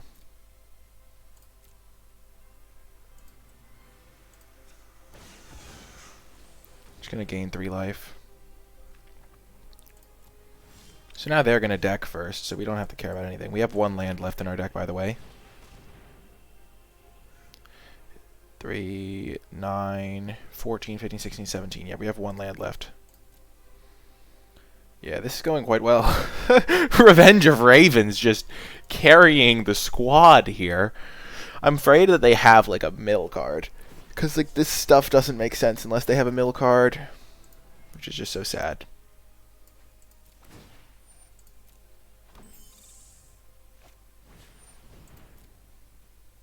Like, that's why I wanted to attack. Okay.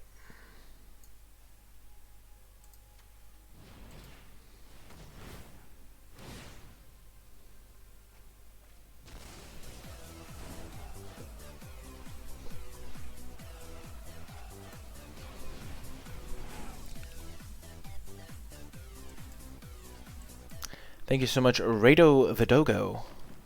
Or Rado the Doggo. For the follow. I really do appreciate it. Thanks for joining the crew. Man, they have 6 cards and I have 8. I'm so worried. They must have like 1 merfolk. They like planned it out. But there's nothing we can really do at this point. Like, we'll attack them with our Reaper of Night.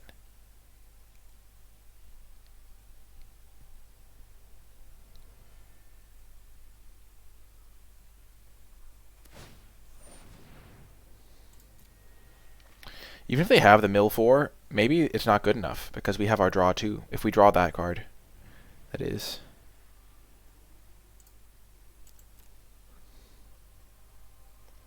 Man, they thought of everything. You can't just loop 1s and futures. Feels bad, man. I am doing well, Raider the Doggo. Nice to see you as well. I'm doing quite well. This deck is undefeated. And hopefully about to win game 2. This is the grindiest game ever. Like, what the heck? We're both going to decking, and neither of us has any mill.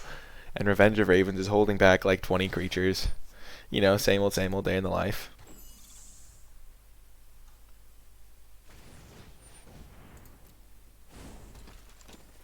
Like, look at this board state. Like, what the heck? Oh, man.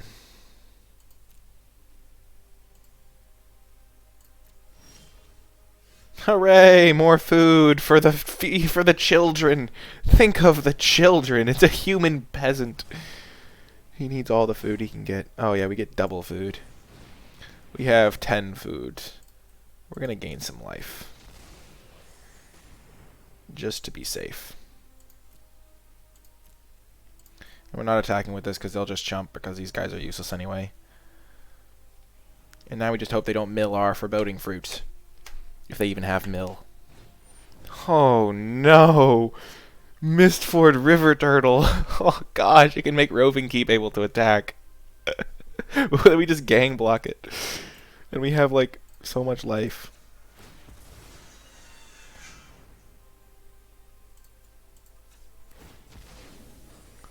We're just gonna gain a couple more life.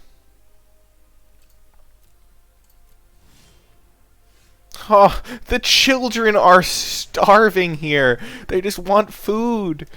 They just want this food. We're gonna feed them. So many small children at the window. Hansel and Gretel.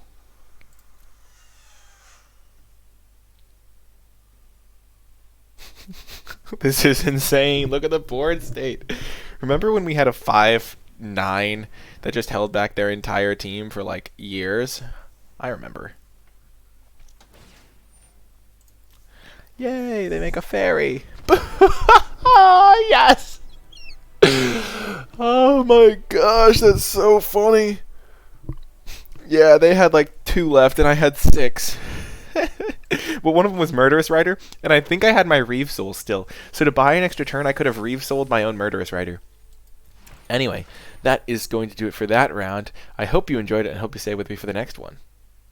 Hello, and welcome to the 3rd round. We will be playing first. And, on the play. I think this is a keep.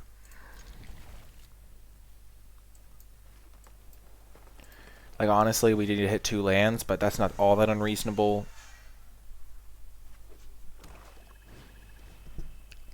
Cauldron Familiar, no.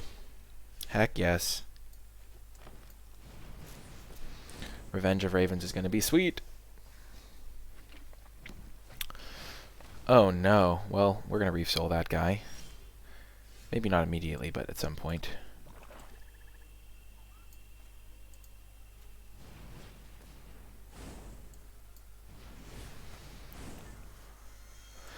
Well, maybe you're supposed to wait on, wow, they have a cat and the rat maker. This guy's probably a better solution to your rat problem than the Piper.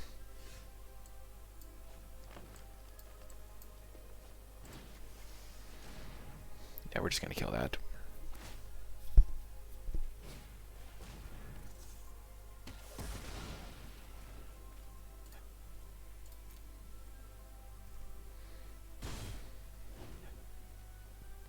I never noticed, but this thing gets mad at you when you hit your friend, and this guy gets excited. Wow, they're Reef Souling my 1/3. That's a new development. We're just going to play our Revenge of Ravens and then wait for the game to stall out. Sure.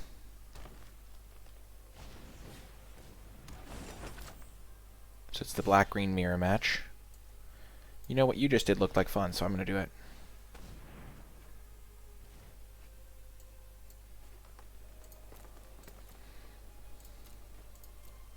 Deathless Knight's going to be really irritating.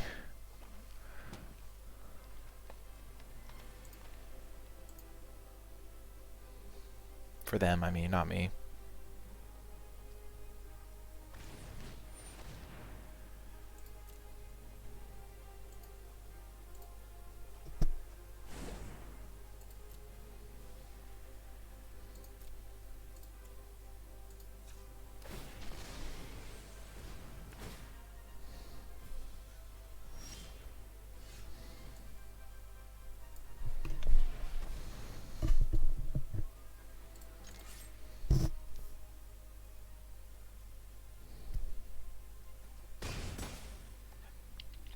I'm a little bit worried that they have another one of those. I need some of my value engines. I've got a lot of value engines. I've got my Clover, I've got my Innkeeper, I've got just straight up card draw, I've got Trail of Crumbs.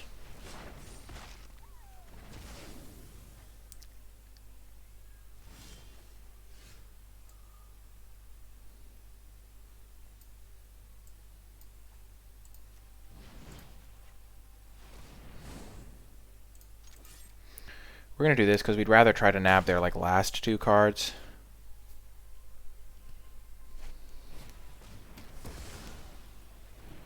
They're at a low life total, and they probably can't deal with this. Okay, so they have a 4/4. Huh! That is such a good combo! That is so good! I just get Deathless Knight back every time. Well, this is going to be really good. This Tempting Witch is probably just going to kill them. They're going to have to block, and then, yeah.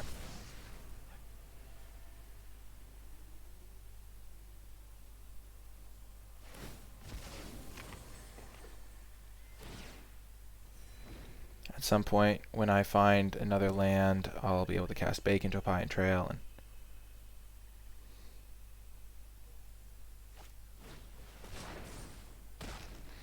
yeah, that thing's getting baked into a pie so fast.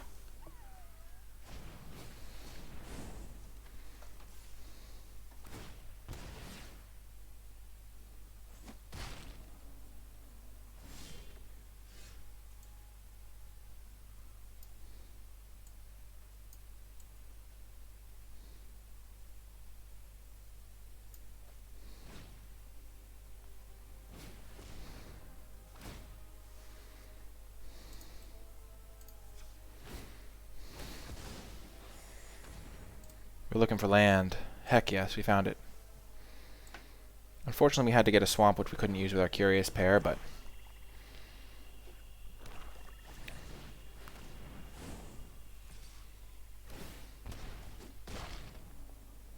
things are going to be okay.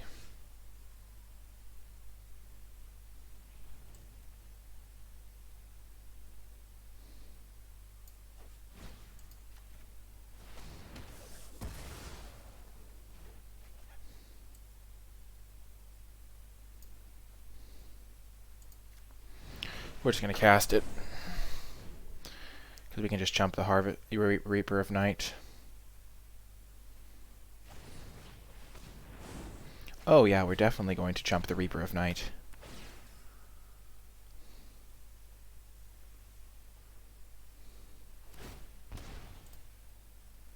The thing that makes me a little sad is because of my swamp count. Like, I have to kill this. Oh, I get to do two things. Perfect. I just don't have enough lands to like also make them discard two, which is kind of sad.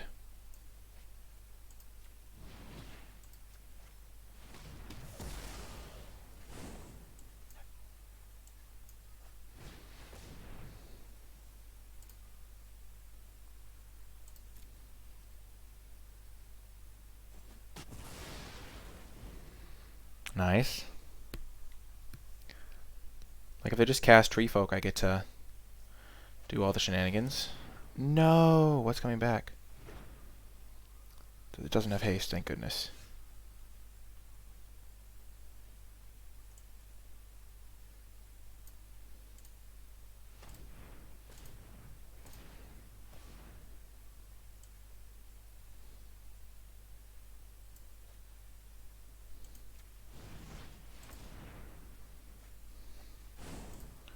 No! They have some good stuff there. And then I'm going to cast a... Hello, Tamio Smash. Welcome.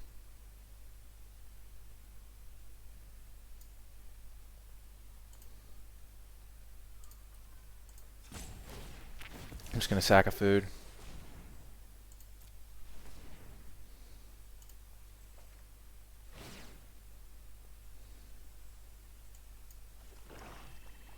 I'm actually kind of scared. I might lose to Reaper of Night.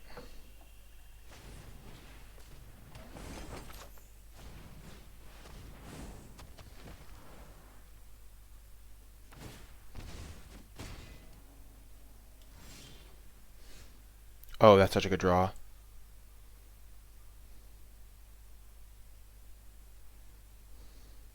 No, it's not.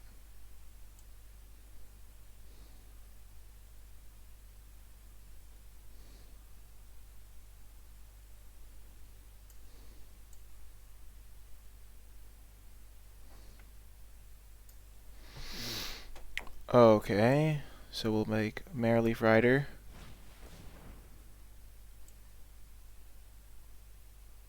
And we'll play the Witch. And we'll play the Murderous Rider.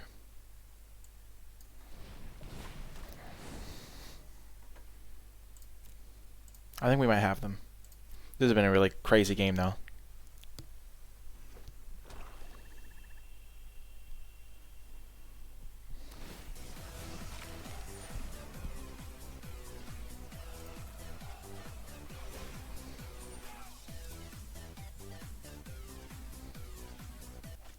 Thank you, Tamio Smash, for the follow. I really appreciate it.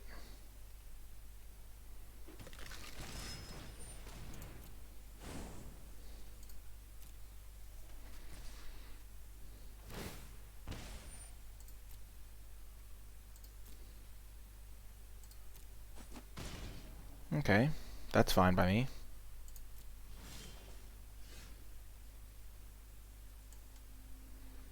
Like, I can also do this.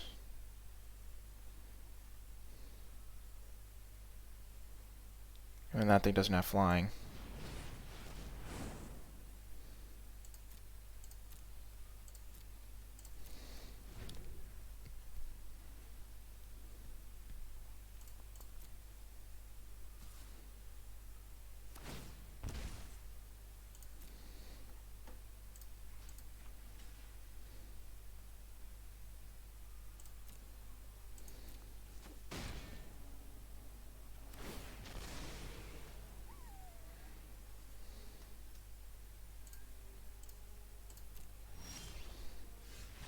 Boom! Haha. Because I have Tempting Witch and Reaper of Night. Got him. Good game, good game. Man, this is a grind matchup. My Revenge of Ravens did so much work there. Okay, so in a grindy matchup, Let's see, what do we want? We can probably cut any of our more like defensive-oriented cards. GG. Oh, right. That's Rado's still just in the chat. Yeah, Rado. Yeah, it was a good game. It was. We can get rid of the spider maybe for another tempting witch. That could be a good option. Or another tree folk.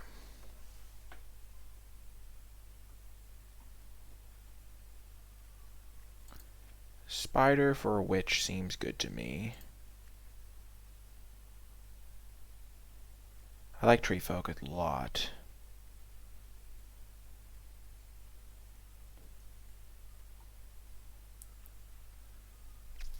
I think I'm going to cut Marrowleaf for another tree folk.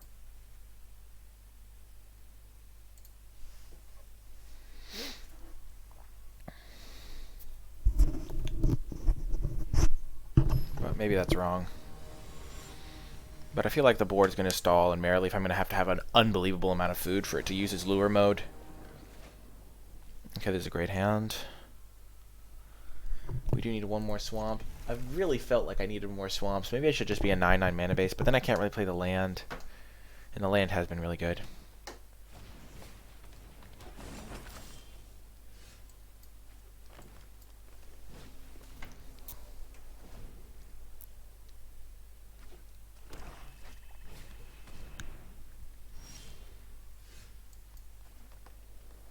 I'm so sad. We're never going to draw a second swamp. Why didn't I play my swamp that turn? That's the question.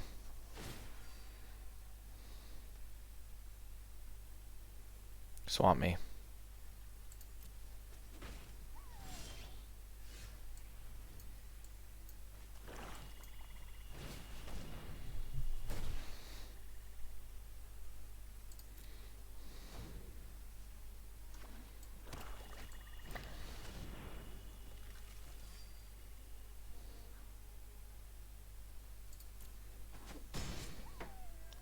Piper's pretty good, I'd say.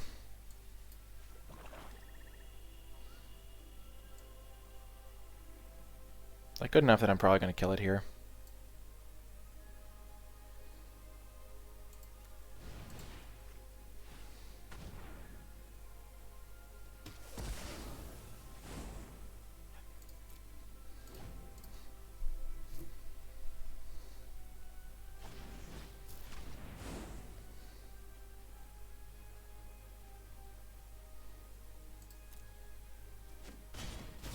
Sure, I'm at 5.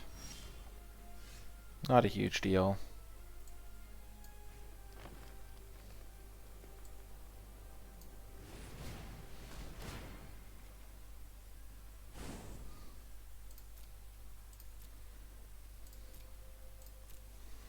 Like, I'll probably just cast this without the counters next turn.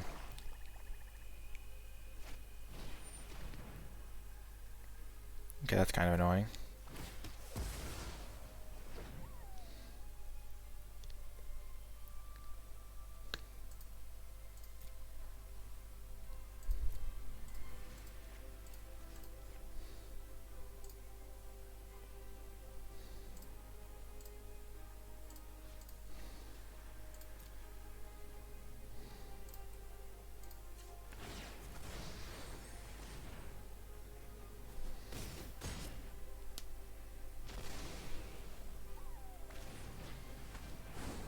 Sure.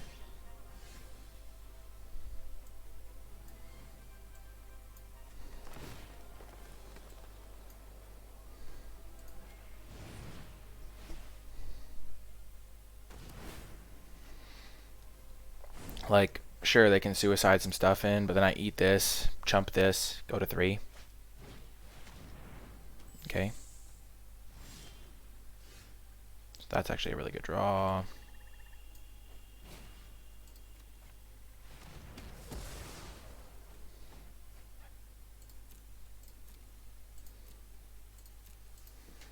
I just have to hope they don't draw like a hard removal spell. Sure.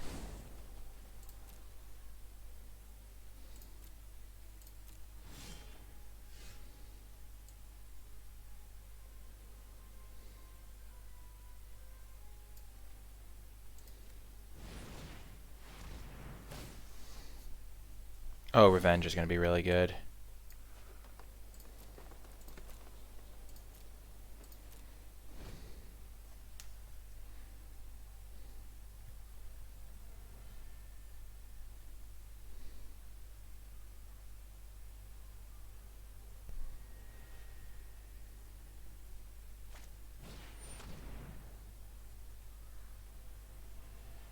Sure. They trade.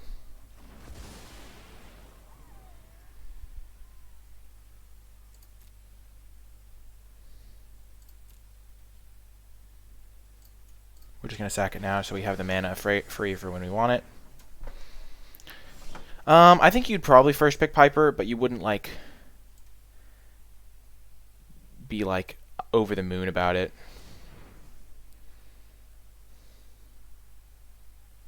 Like, it's not the type of card that you first pick and you're like, yes, we did it.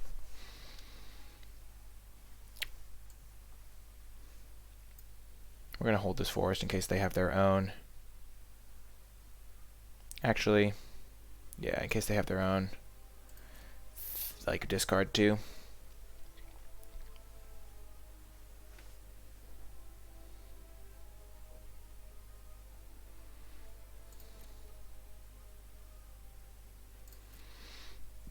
We're just going to cast Reaper of Night next turn.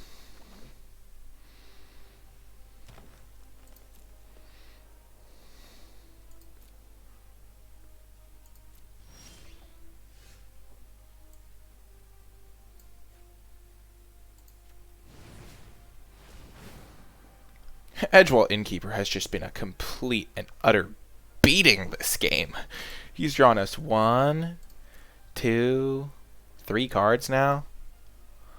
I don't know, he just felt like he's been a beating. Maybe he's just been very medium. I'm glad we didn't double block this guy. Chumping was definitely the correct play.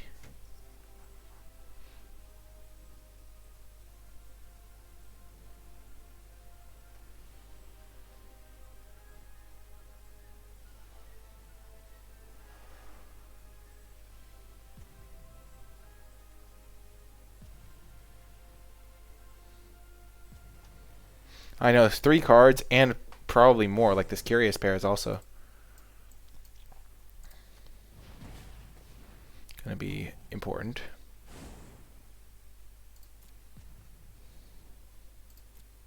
Still no attacks, though. Just going to play a little bit extra safe.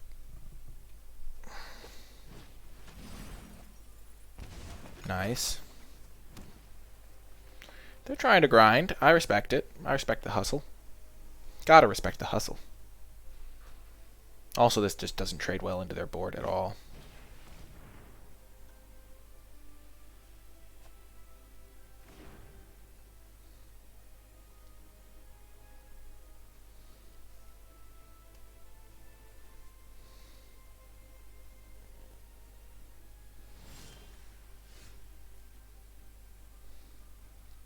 So we're going to want to kill the Bog Naughty, I think.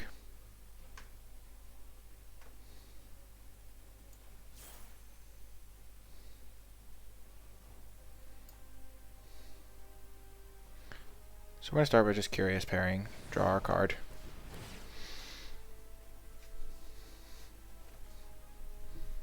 Okay, that's a huge draw. Or at least seems like a decent draw.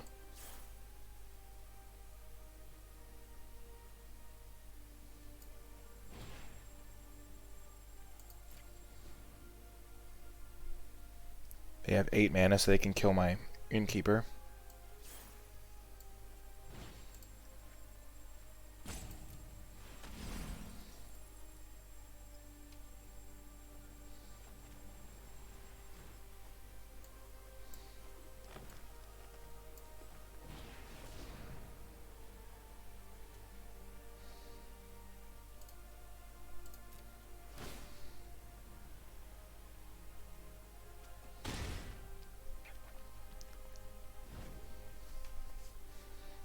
I need to pressure their life total a little.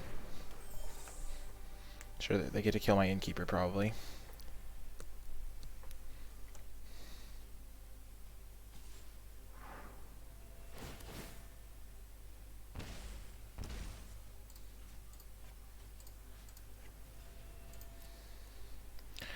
That was not a good attack, I don't think.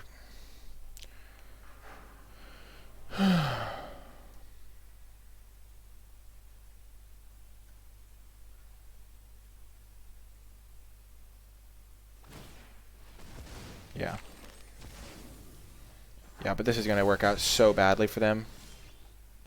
Like, look at this. So I get to bake into a pie their guy. Do I want to? Yeah, I think I do. And attack with both. They have to jump.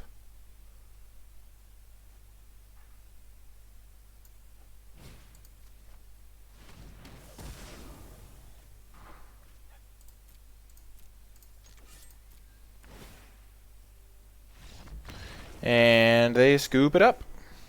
Whew. That is going to do it for round 3. And I hope you stay with me for the next one. Hello and welcome to round 4. The last couple of rounds are going to be just for you guys on YouTube, because this deck is very grindy, but this is a fantastic hand, like actually unreasonably good. As long as we have both of our adventure payoffs in our main hand, and if we hit a land we can cast turn 4, make them discard 4. I mean turn 3 if we hit a land, because this will be a ritual. Okay, come on, land.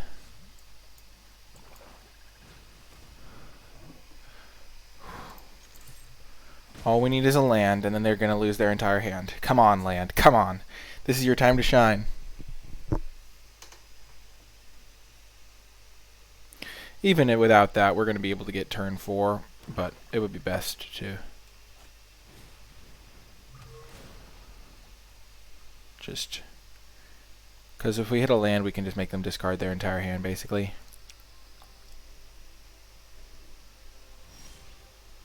No!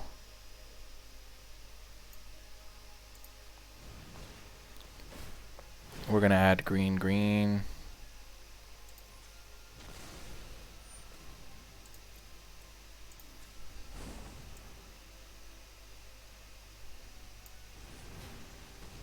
Hopefully we hit a... Nope, we missed a land. Gosh darn it.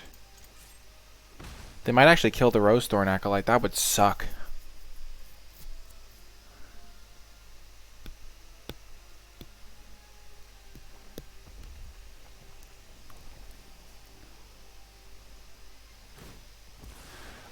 We baited him in. It was all a bait.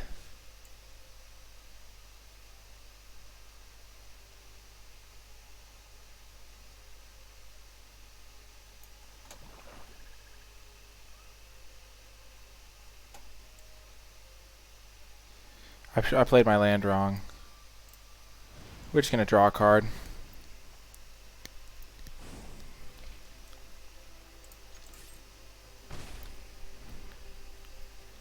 Making him discard 4 seems good. As does making this into a 5/5, so it's harder to kill.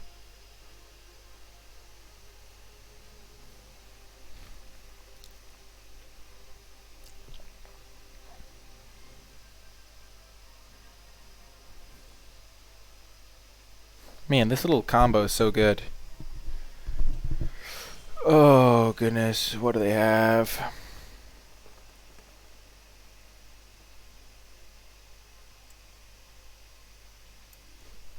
I like this option the best. Just puts pressure on them. I want to get their last cards with Reaper. And I think they have a removal spell for the edge wall, so I don't want to go for the Treefolk line quite yet. Wow, that is greedy from them. But yeah, I'm glad I didn't go for the Treefolk line. Like, I'm going to get food from my Trail of Crumbs, and then I'm going to get this guy back, and it's going to be just dumb.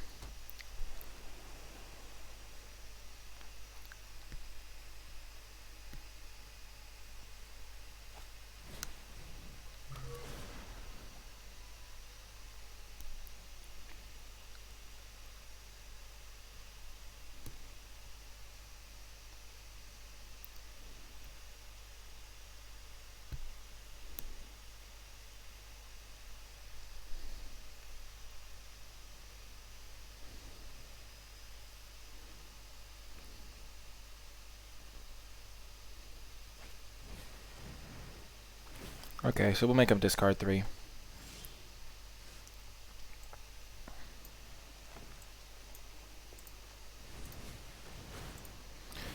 It would have been slightly better to go for that rather than the Deathless Knight, but I didn't know what they had up. But it was probably still better to go for that, just make them discard more value.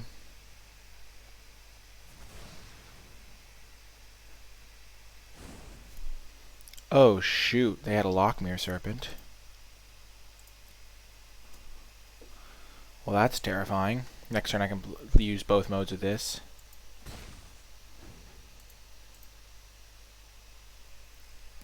From an opponent's graveyard, I only have 2 in my graveyard.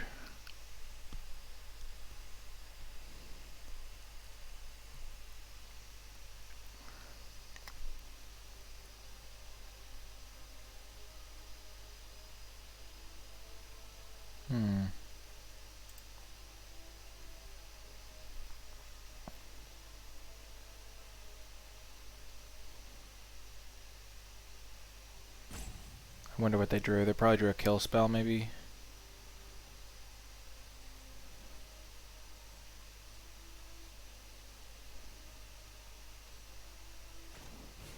Opt.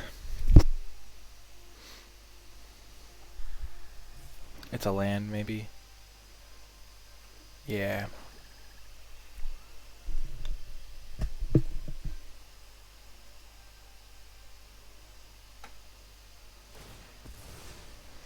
This is a game that we pretty much have to win. Our deck gave us one of its best possible draws, so if we lose this game, then it's probably because we choked it.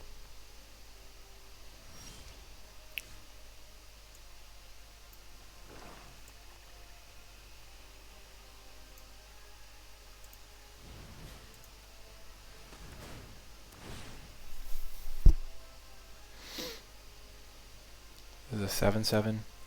They can't get it back yet, though.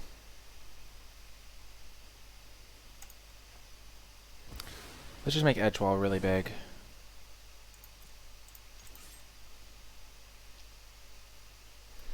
We want to make it big so it dodges Reeve Soul.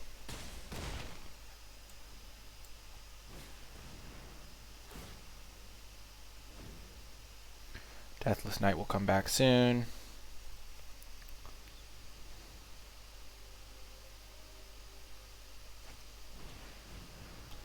Okay. Sure.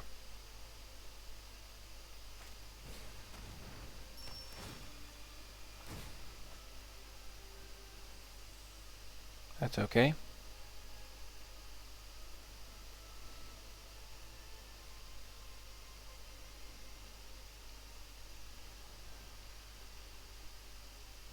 I think we probably want to play the Tree Folk this next turn, even though Reaper's slightly more mana efficient.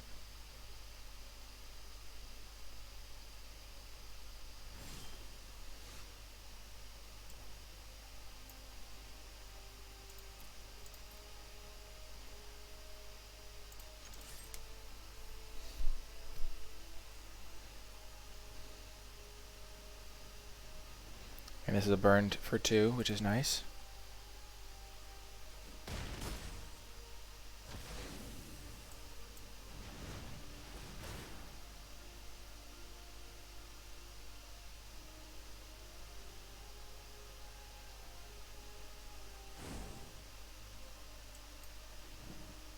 We want to get these lands into play so that we can play Deathless Knight and maybe something else in the same turn.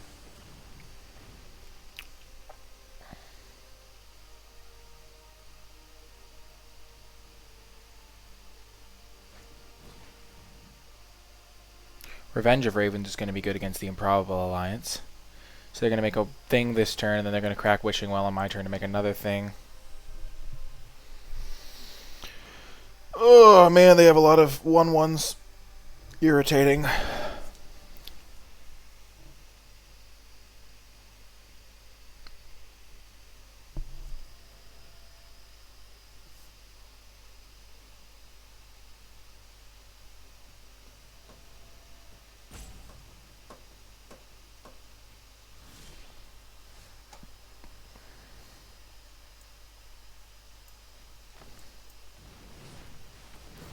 Just going to do this in case they have a removal spell that they're going to cast on Innkeeper, because we want to get our card right away.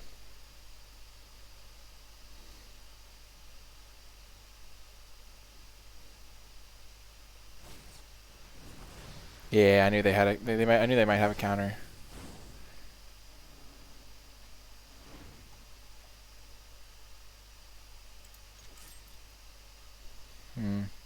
Now they can get back Lockmere and get rid of my thing. That's quite unfortunate.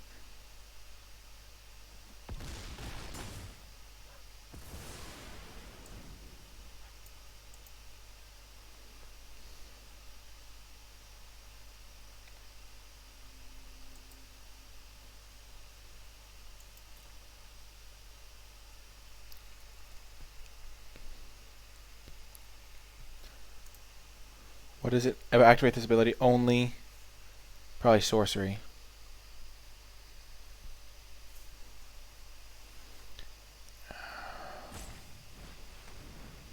Oh.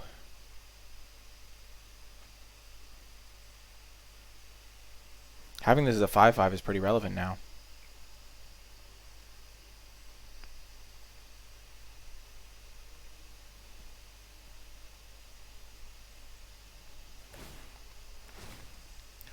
We're going to have to get back our thing this turn.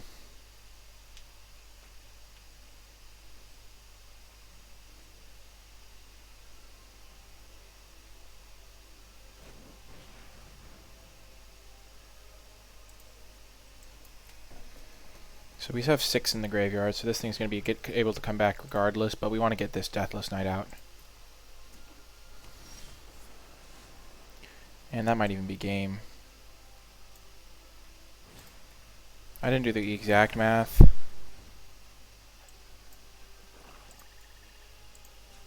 But I think it's game.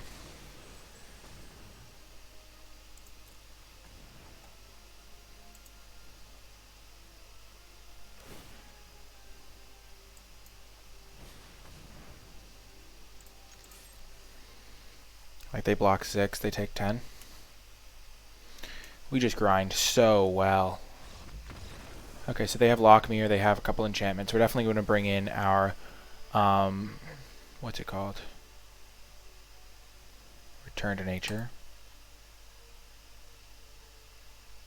And then we probably don't need... I know Spore Cap's insane in this matchup. Flax and Intruder is really good here, because like if we play it early and have like a Reef Soul backup, we can kind of just wreck him. Mereleaf Rider's garbage, because it's a 3-1 against a bunch of 1-1s.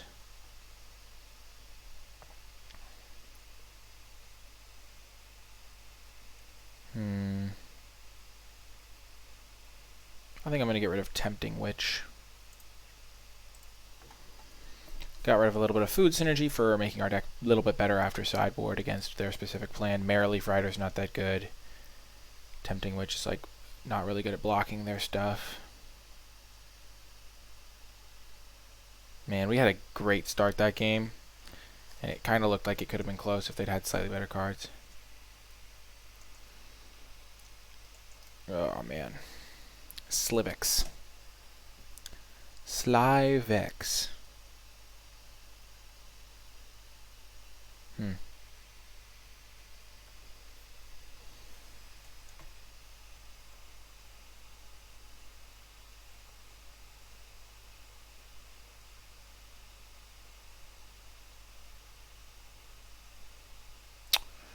Opponent taking a while to submit.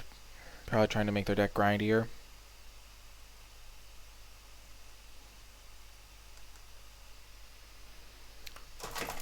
Oh, man. I am in such a good mood, YouTube chat community. Life is just really good right now. It's good to be appreciative when things are going well. Whew. I've been really focusing on my diet recently. Maybe that's part of it. Like, just eating healthier. Maybe just puts me in a good mood. I don't know. I recommend it. It's kind of hard because I really like chips and also snacks. I love snacks. I live for snacks, essentially. But I kind of stopped eating snacks. Okay, this is a solid enough hand. Maybe they'll kill this thing on sight, but...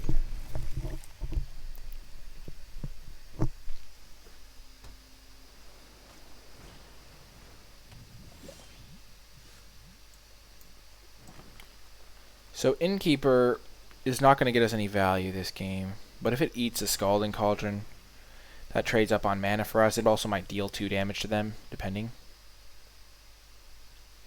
So I think we are still supposed to play it on turn 1.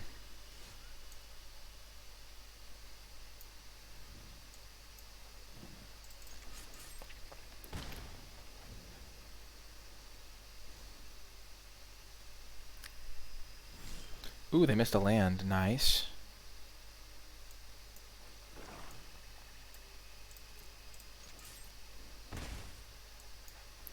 And also it means that we don't have to discard a hand size when we cast this.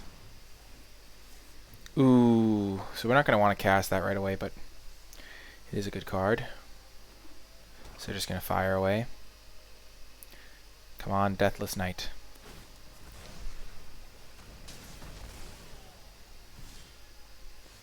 Not gonna lie, I really like how the little fox like covers his face. I know you can't see it because my face can't cover it, but the fox gets super excited when things are going well, and he gets super sad when your creatures die.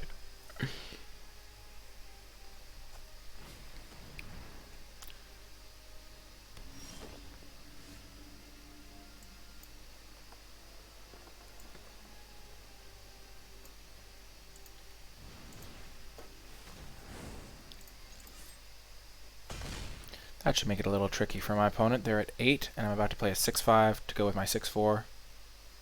I have 2 removal spells.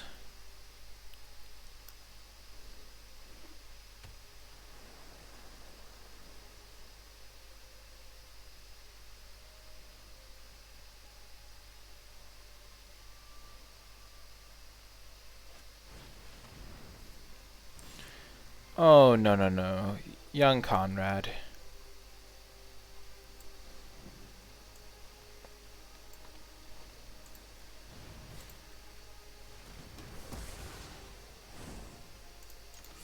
So they're at 2, so my Foreboding Fruit kills them.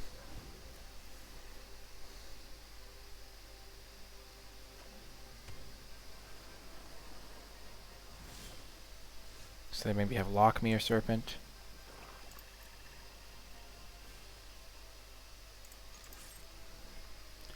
We'll let them flash in their Serpent.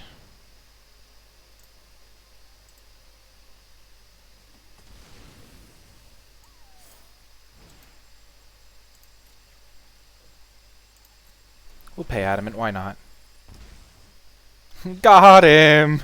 Opponent's probably like, ban. I baited him into attacking, but we really just wanted them to tap out. That is going to do it for that round, and I hope you stay with me for the finals. Hello, and welcome to the final round. On the draw, we really need a swamp. I think we'll keep this. We just need 1 land, and then Spore Cap into True and Veil can like kind of just hold the fort until we hit swamps. Oh no. Okay, there's a swamp. Having an exactly a 1/1 though is kind of hard. So we might just Reef Soul this.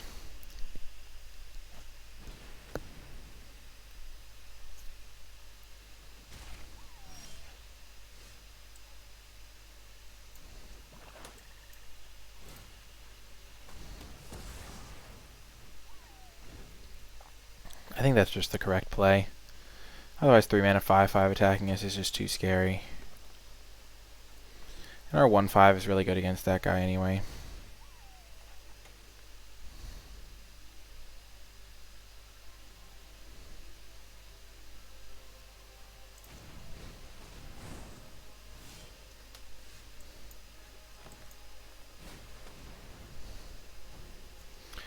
We need just 1 more land.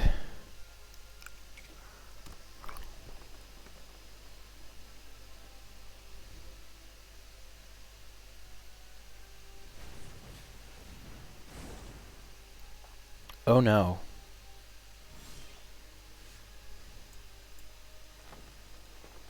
So making it a 3/5 should help.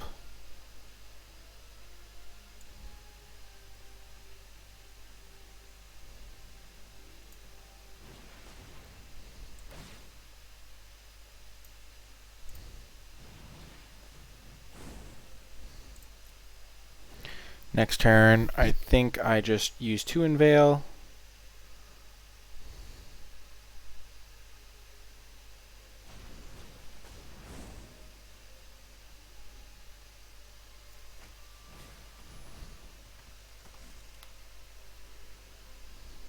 Like, one removal spell hoses me, but...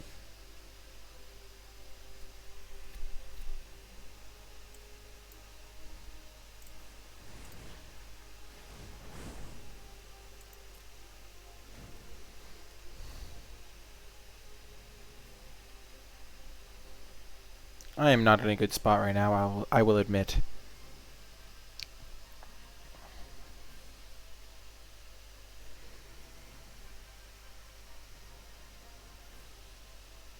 I really want bacon to a pie.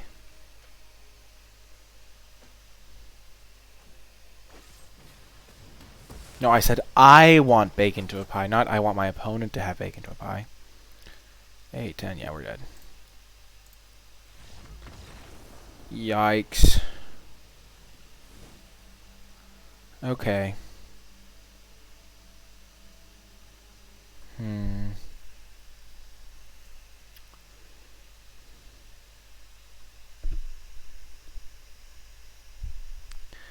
Flaxen doesn't seem great.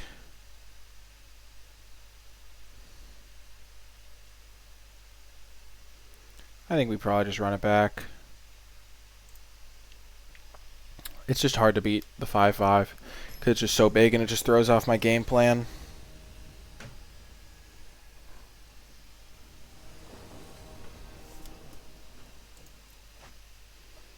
Solid enough hand. Not ideal, but we'd want to be able to affect the board ideally.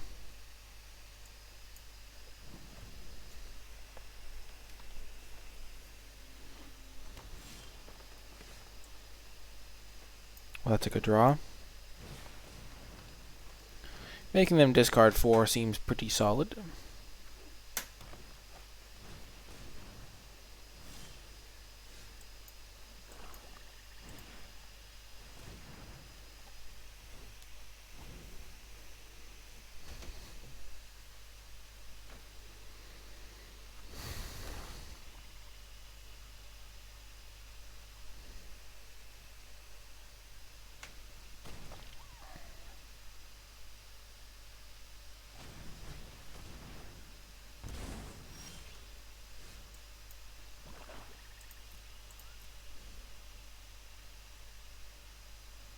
I think we're just going to bake this into a pie.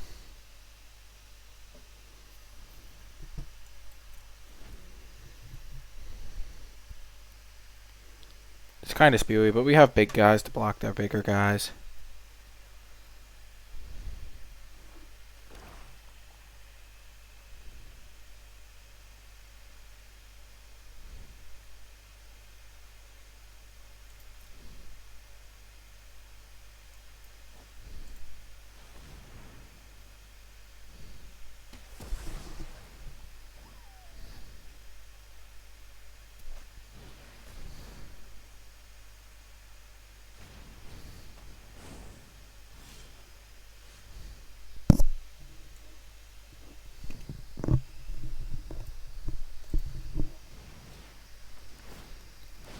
Man, we got greedy with the gingerbread cabin, and now we're getting max punished.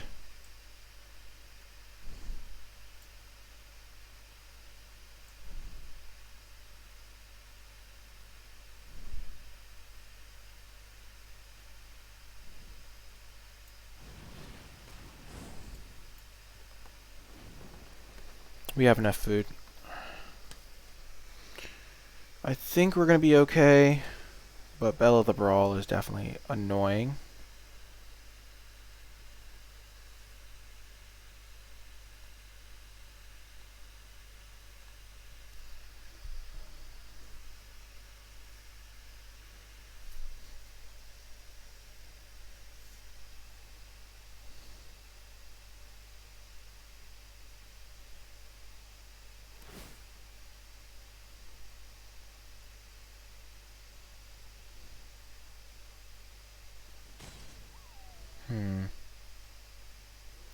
So I think we make them discard 4, and then we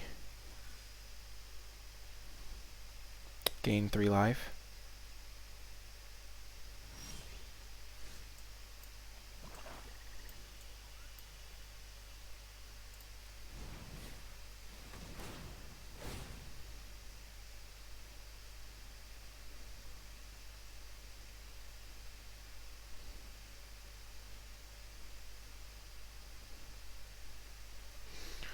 I think I'm generally too greedy with my Mind Rot. Like, I probably should have cast it before. Oh, gosh. That's absolutely terrifying. So now we'll just gain 3. Bake Bell into a pie.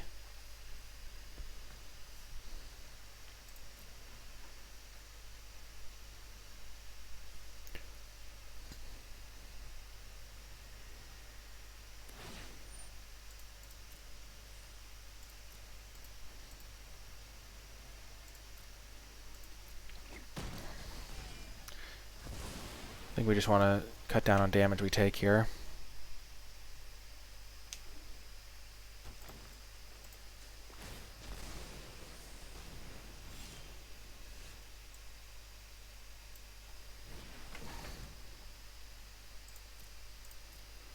That's a good draw, because then we can force the trade with the Foulmire.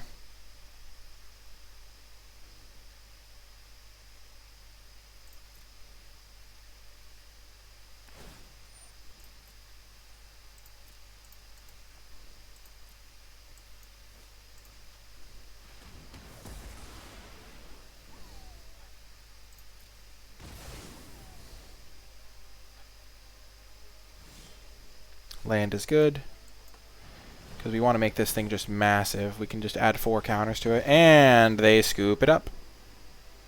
Because they have Feasting Troll King. How the heck am I beating that card?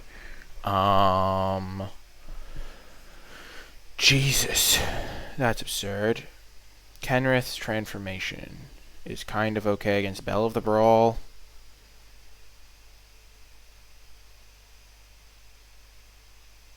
Foreboding Fruit strikes me as a little bit slow, so I think we're going to cut one of those.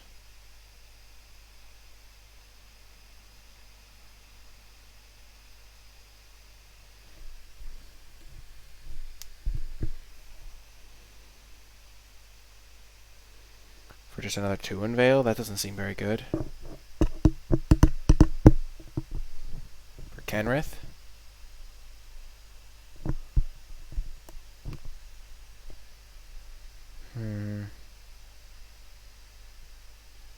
Witch can at least block. Let's just bring in a Witch.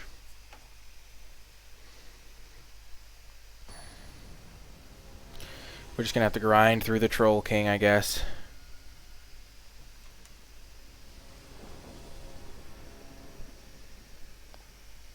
With our 1/3 tribal.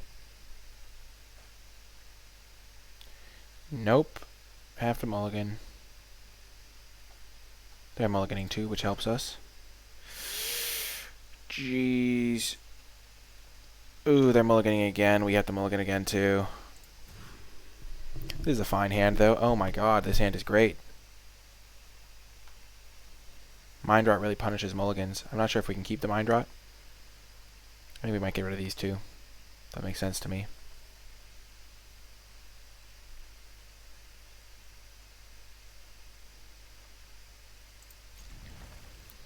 Definitely get rid of Tempting Witch. Do we want to get rid of... I think we want to get rid of Reaper.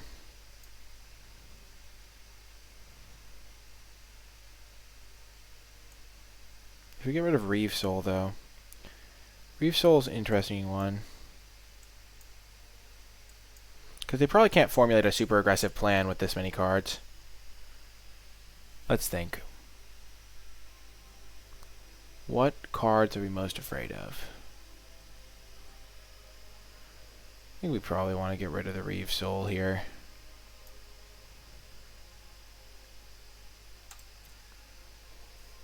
Just a Mind Rot on it seems just brutal against their no card hand. Okay.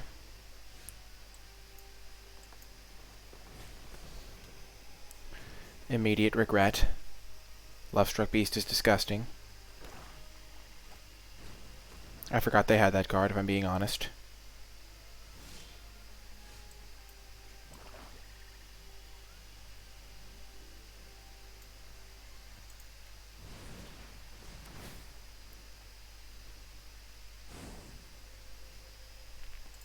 Gosh darn it.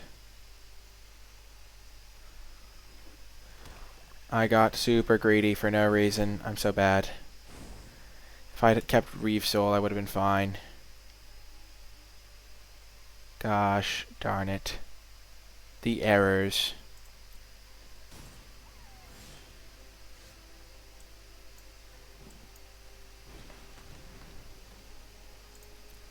So if I had been able to Reeve Soul that human.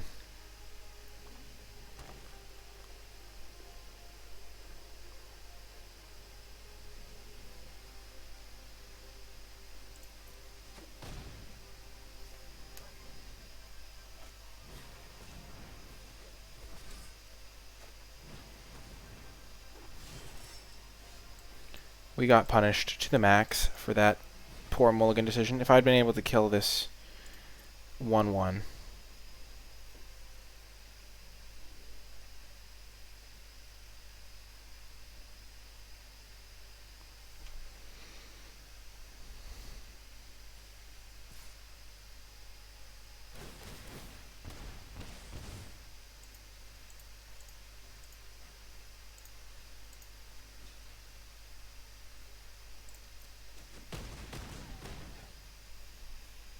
Come on, bake into a pie.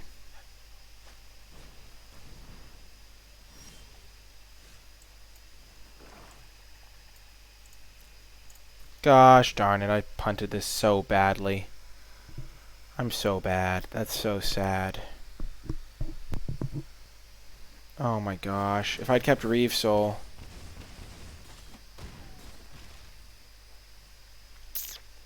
We just need bake into a pie.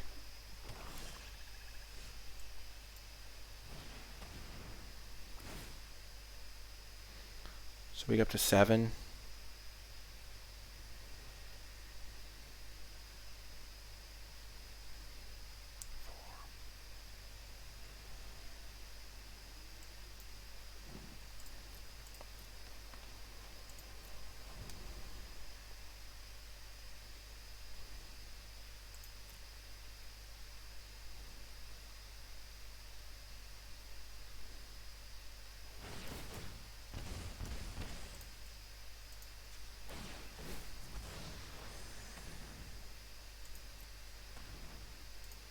Ooh, curious pair. Let's go. That's more food.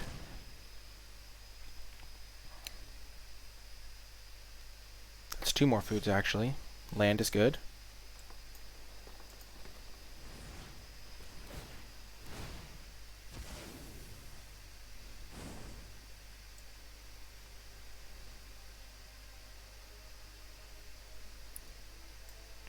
So I can pay 3, 6, and they attack me for 1. They attack me for 5, 7, 9. I go up to 4, and then I gain 6.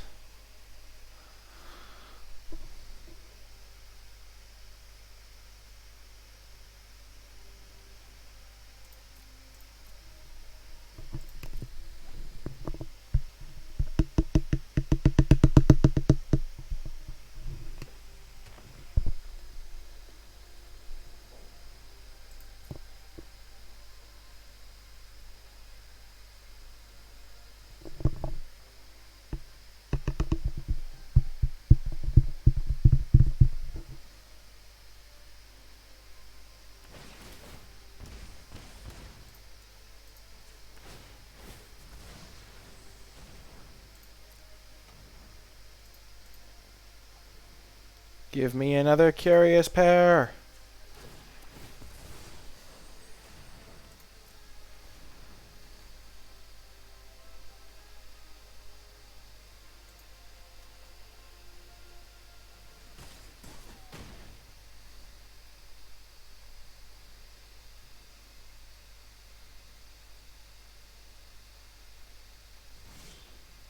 Oh!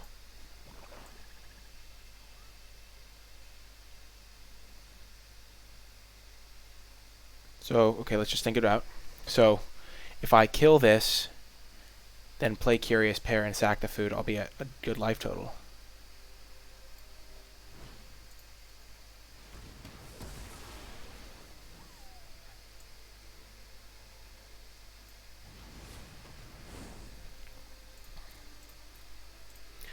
Like, I don't even have to block with... I don't even have to sack my food for no value now.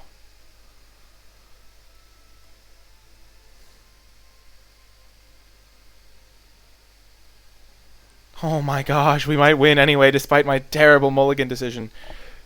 My thought was on a mull to 5 they might get land screwed, but the real thought should have been...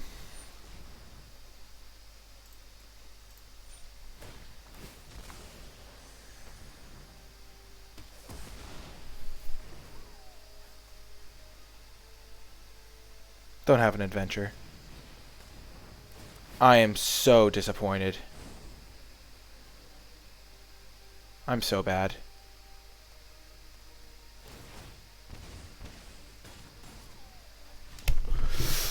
Oh my god! Oh my god! They had to draw the perfect card to beat me. They had to draw either the Reef Soul or an adventure. And then I had them with the Murderous Rider just to stabilize. Gosh. That was so bad. Well, I definitely deserve that. My mulligan was really bad. I'm used to the in that situation I was thinking about the pre-London mulligan, because in an old mulligan to 5 you would not be able to just keep lands and spells, so you would be like more likely to get mana screwed, in which case making them discard 2 is really good. But in the new mulligan system I should have just kept Reef Soul 100%, so hopefully we end up getting the 5 wins anyway, and I'll see you in the final round. Hello and welcome to the true finals. Winner take all. Either I get the max wins or die trying here. We're going to keep this hand. I'm still sad about that last loss. That was a error in play skill. Definitely not my deck's fault. The deck deserved the 5-0. It deserved the better pilot. But unfortunately it got me. Sad day. Well, Flutterfox is going to get it, I must say.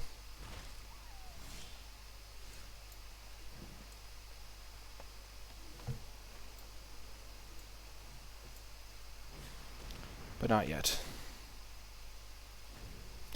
Man, I'm so sad. I should have just kept the Reef Soul. I was going to keep the Reef Soul, and then I overthought it. I psyched myself out.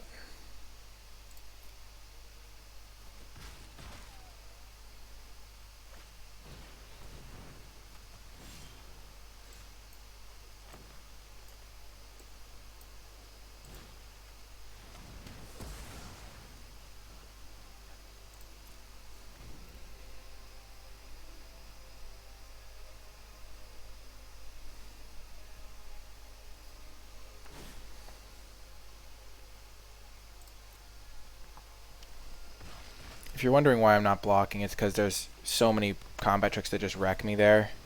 If I block, and since I have this Murderous Rider, I'll just block when I have it.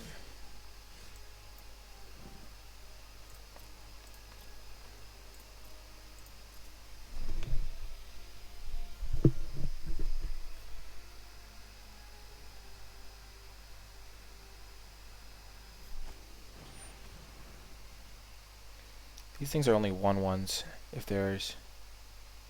Oh no, because these are non-humans.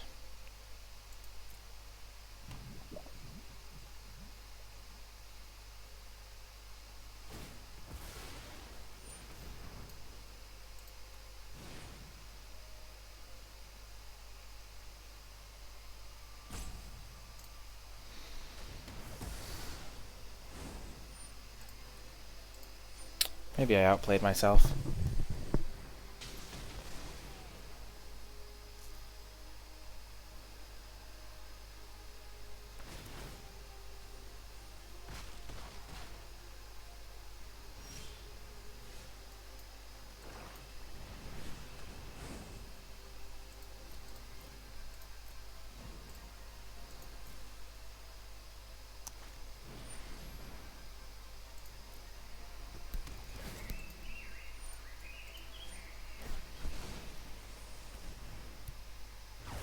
Yeah, I'm gonna lose.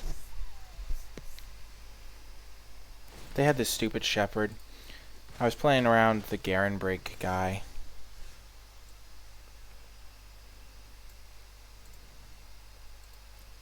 Yeah, we lose.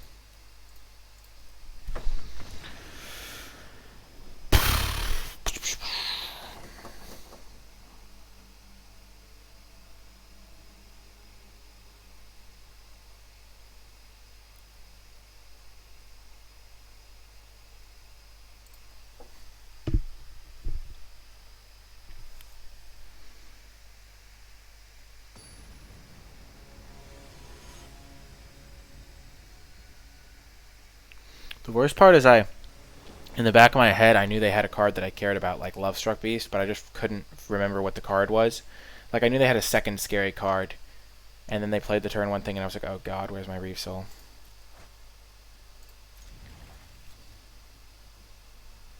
This is one of those hands that isn't that good, but it has a lot of potential.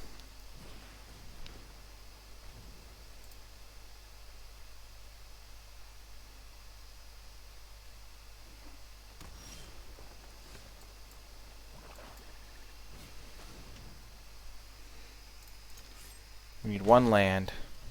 Worst case, we can get Rosethorn out next turn. Whew, nice.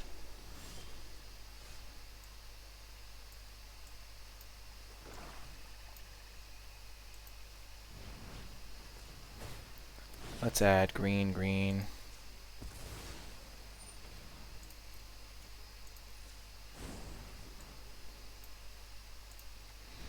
And now we just hope they don't have the casket. I think they would have casketed it if they had it.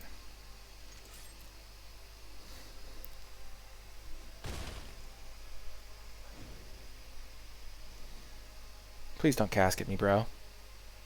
Bro. Please. Please. Please. Yes! Wait. Okay, they could still casket. No. Okay. That's fine. I still get all my card draw.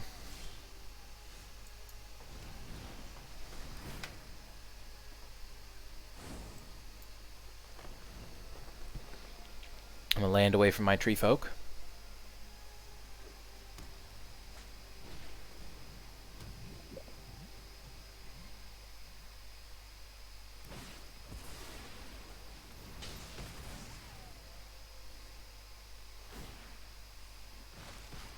Give me... Okay, that's fine.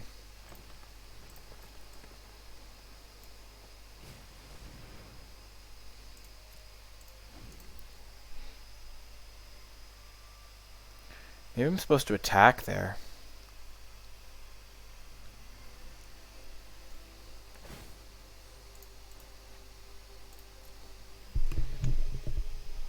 I just feel like I'm in such a good spot if I'm grinding.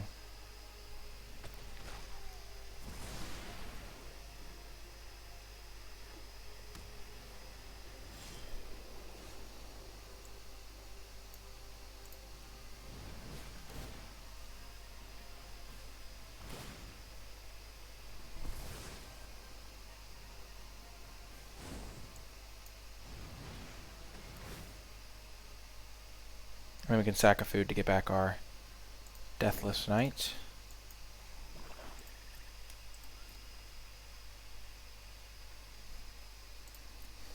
Which we will do.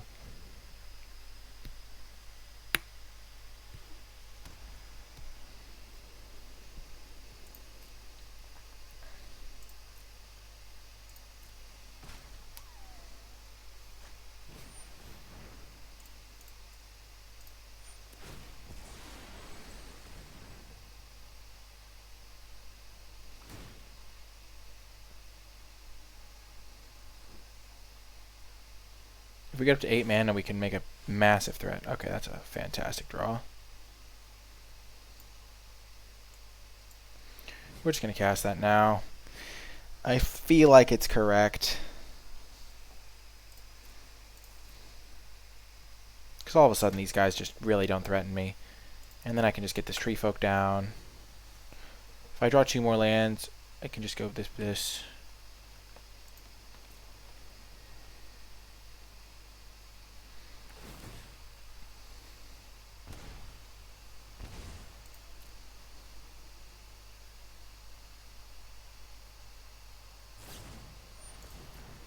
Sure. That's the trick I was playing around, by the way. That and Garen Carver.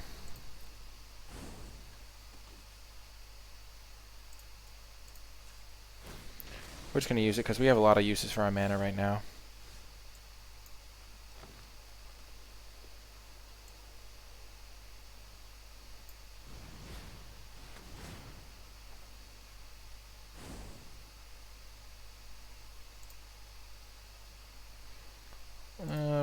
trade 1/3 for 2/1.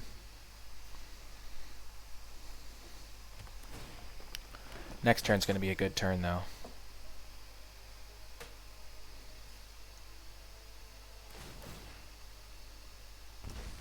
Because we're going to load this guy up, and we're going to Deathless Knight him down.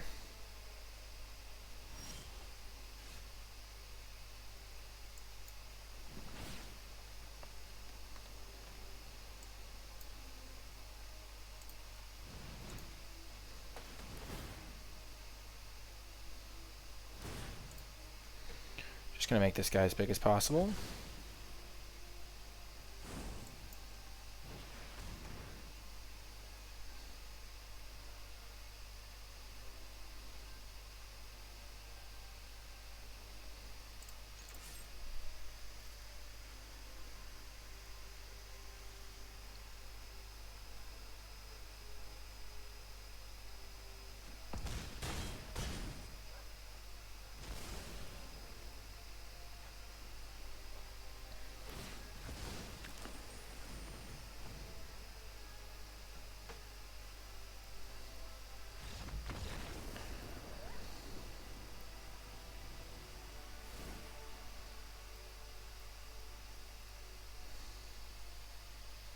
Okay, we got that W.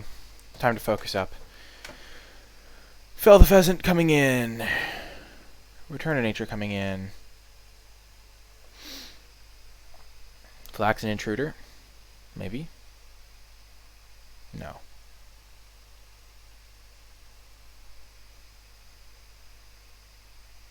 I think Once in Future is too slow. Even though it is a fantastic card. Foreboding Fruit is definitely too slow. I just want to cut those two and keep in Once in Future. Okay. This is the moment of truth, folks. It all comes down to one game. Hopefully we don't both mulligan to 5 and then I make a bad mulligan choice. But we got this. Okay. This is a hand I can work with. If we draw a forest on our first turn, I'll play Cabin untapped. I'll play Cabin tapped. Otherwise, it's coming in tapped. I need to just make sure I hit all my land drops this game.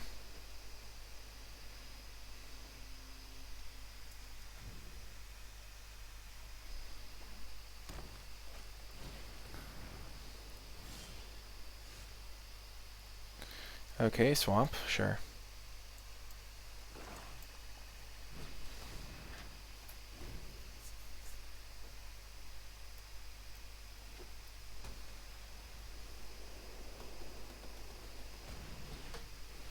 Sure. I think we'll save this to try and get a little bit better value. We'll just play the Spore Cap for now.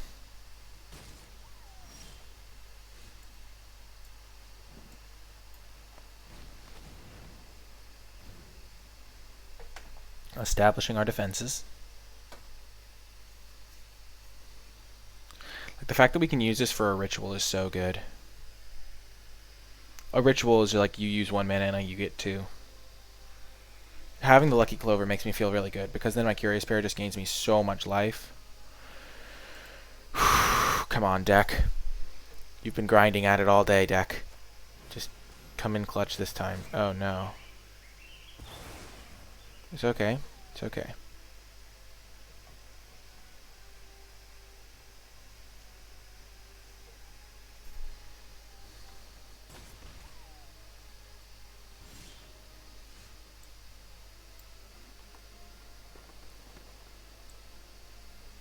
So we can make 2 mana, we go up to 5 mana.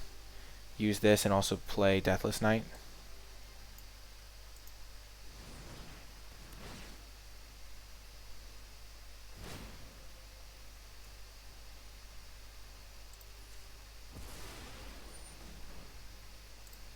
Let's just make more green. I kind of just want to play this.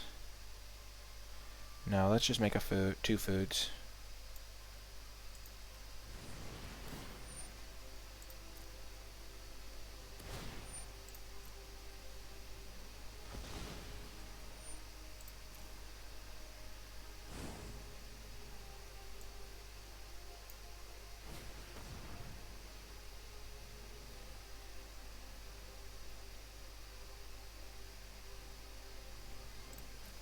I'm not sure if that was correct. It might have been better to just play the Rose Thorn and curious. I think I want the foods though. Okay. Sure. Sure.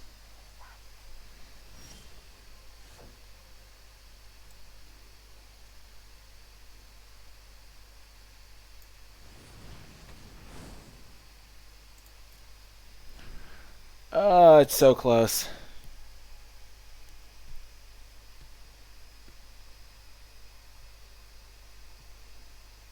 The Flutter Fox is so frickin' annoying. No! That's probably sideboard tech. We need anti-flyer. And we need it now!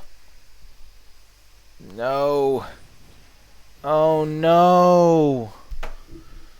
Ah! We're so dead. No. If they'd play a planes and oh my god.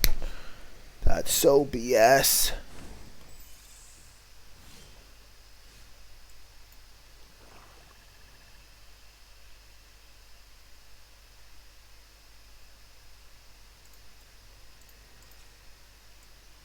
I'm so sad. Honestly, the fact that we didn't get the max wins just because I screwed it up is the most sad.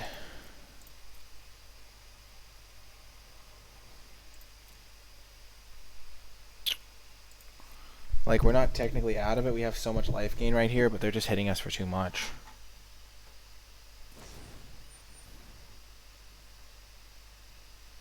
This will go up to 8. We can only go up to 8 life. Yeah, that's game. Wow, they lucked into the plains so they could do all this.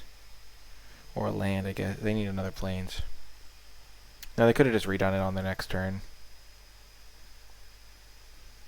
I can go up to 8, 4, 8. Oh, man. I'm so sad. This deck deserved 5 wins. I just ruined it. 1 mulligan is all it takes, folks. It's funny. It's because I really haven't had to mulligan to 5 since the new system that much. And I was just thinking about it. Like, if I had mulligan to 5 and my opponent hadn't, keeping the card makes a little bit more sense. But the fact that they also mulligan to 5 means that I just have to keep Reeve Soul there. Because I can actually cast it. And they're not going to just curve out. Because you can expect them to curve out more likely.